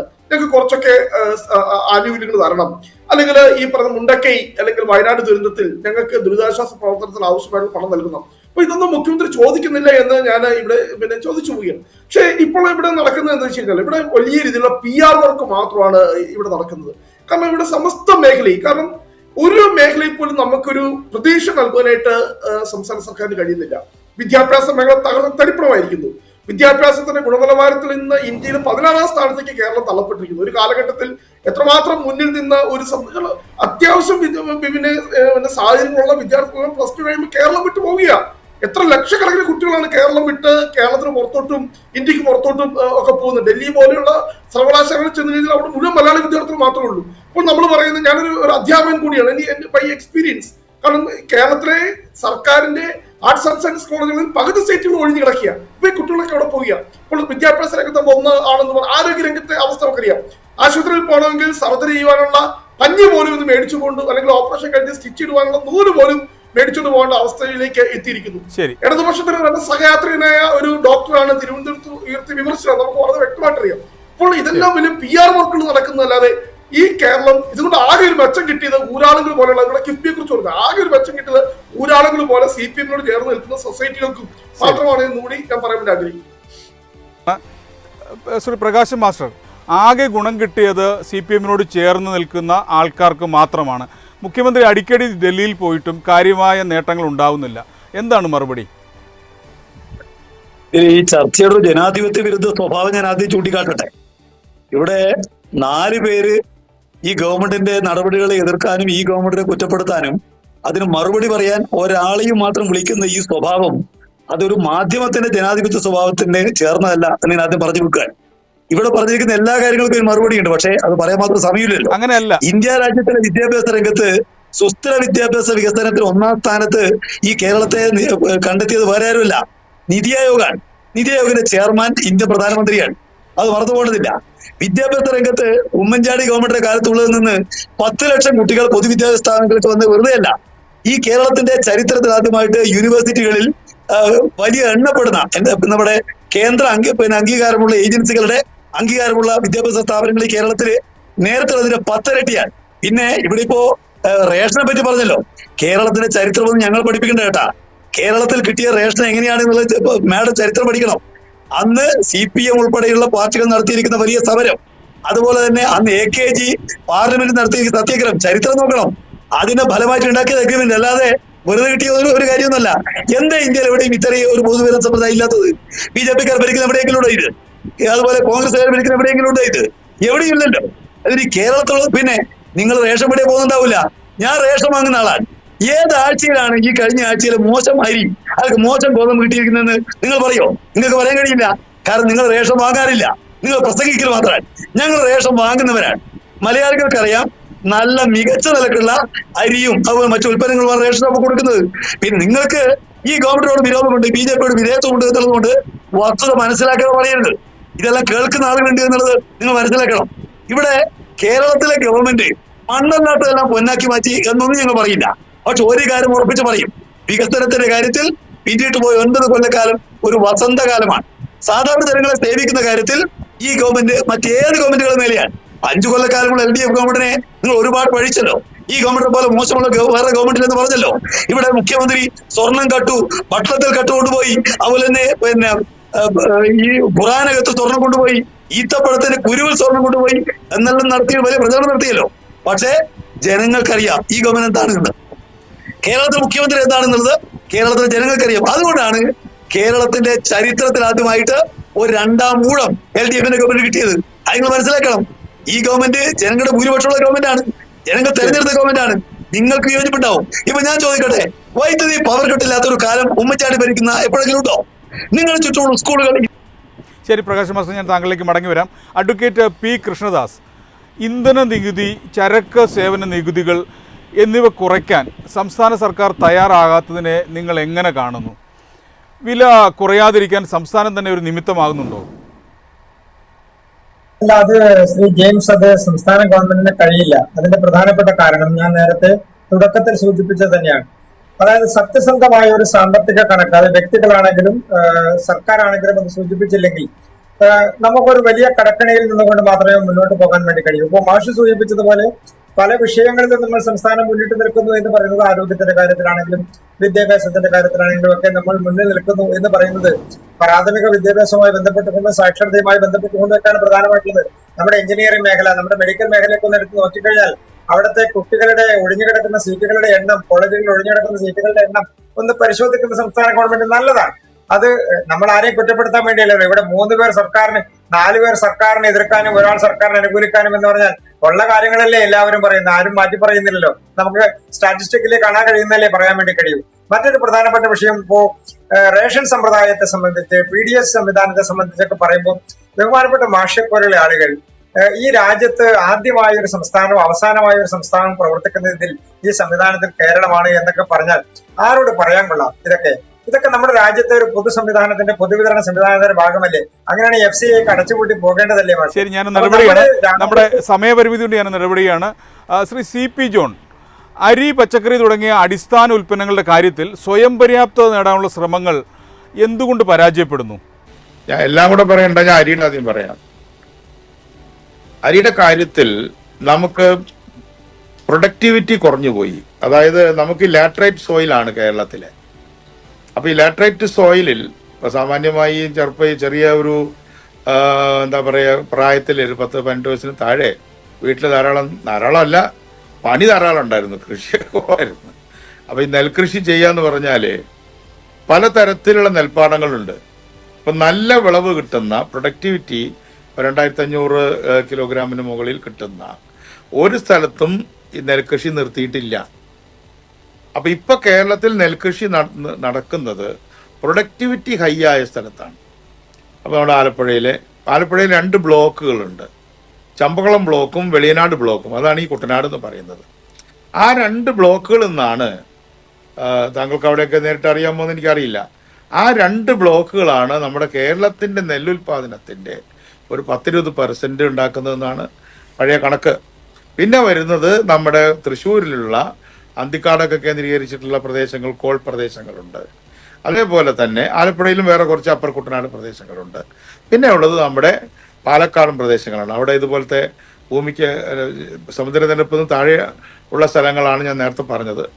മറ്റേത് രണ്ടും, മറ്റ് പാലക്കാടൻ പാടങ്ങൾ ആലത്തൂര്, ചിറ്റൂര്, കൊഴമന്നം പ്രദേശങ്ങളൊക്കെ ഉള്ള ആ പാടം പ്രദേശങ്ങളൊക്കെ നല്ല ഈൽഡ് കിട്ടുന്നവരാണ്. അപ്പൊ ഈൽഡ് കിട്ടുന്ന സ്ഥലത്തെ നെൽകൃഷി നിൽക്കുള്ളൂ. കാരണം കോമ്പറ്റിറ്റീവായിട്ട് നമുക്ക് പ്രൊഡക്ഷൻ കിട്ടുന്നില്ല. ലാറ്ററൈറ്റ് സോയിലുള്ളവരൊക്കെ അത് നിർത്തി. 2, അപ്പൊ നമുക്ക് എവിടെയാണ് നെൽകൃഷി നിന്നതെന്ന് ചോദിച്ചാൽ, ഇത്ര പൂവെന്ന് പറയുമ്പോൾ ഇത്ര വിളവ് കിട്ടുക എന്ന് പറയും, ഇത്ര പറക്കി ഇത്ര നെല്ല് കിട്ടുക എന്നൊക്കെയുള്ള പഴയ കണക്കുകളുണ്ട്. ഇപ്പൊ അതിന് ഒരു ഹെക്ടറിൽ നിന്ന് ഇത്ര കിലോ. നമ്മുടെ ചർച്ചയുടെ സമയം പൂർണ്ണമായിരിക്കുകയാണ്. വിലക്കയറ്റം എന്ന വിഷയം കേവലം രാഷ്ട്രീയ ആരോപണ പ്രത്യാരോപണങ്ങൾക്കപ്പുറം കേരളത്തിൻ്റെ നിലനിൽപ്പിനെ തന്നെ ബാധിക്കുന്ന ഒരു ഘടനാപരമായ പ്രശ്നമാണ് എന്ന് ഈ ചർച്ചയിലൂടെ വ്യക്തമായി. വിലക്കയറ്റം കുറയണമെങ്കിൽ അന്യ സംസ്ഥാനങ്ങളെ ആശ്രയിച്ചുള്ള ഉപഭോഗ രീതി മാറണം, കാർഷിക ഉൽപ്പാദനം വർദ്ധിപ്പിക്കണം, ഒപ്പം സംസ്ഥാന സർക്കാരിൻ്റെ വിതരണ ശൃംഖലകൾ കൂടുതൽ കാര്യക്ഷമവും സുതാര്യവുമാക്കണം. കേന്ദ്ര നയങ്ങൾ ഇന്ത്യക്ക് മൊത്തത്തിൽ ഗുണം ചെയ്യുമ്പോൾ പോലും കേരളത്തിൻ്റെ പ്രത്യേക സാഹചര്യം പരിഗണിച്ച് നികുതി ഘടനയിലും ഇടപെടലുകളിലും മാറ്റങ്ങൾ വരുത്തേണ്ടതുണ്ട്. ബിസിനസ് ഡയലോഗ് ഇവിടെ പൂർണ്ണമാകുന്നു. ചർച്ചയിൽ പങ്കെടുത്ത doctor Mary George, doctor Roni K Baby, advocate P Krishnadas, CP John, M Prakashan master, നന്ദി. മറ്റൊരു വിഷയവുമായി അടുത്തയാഴ്ച കാണാം. നമസ്കാരം.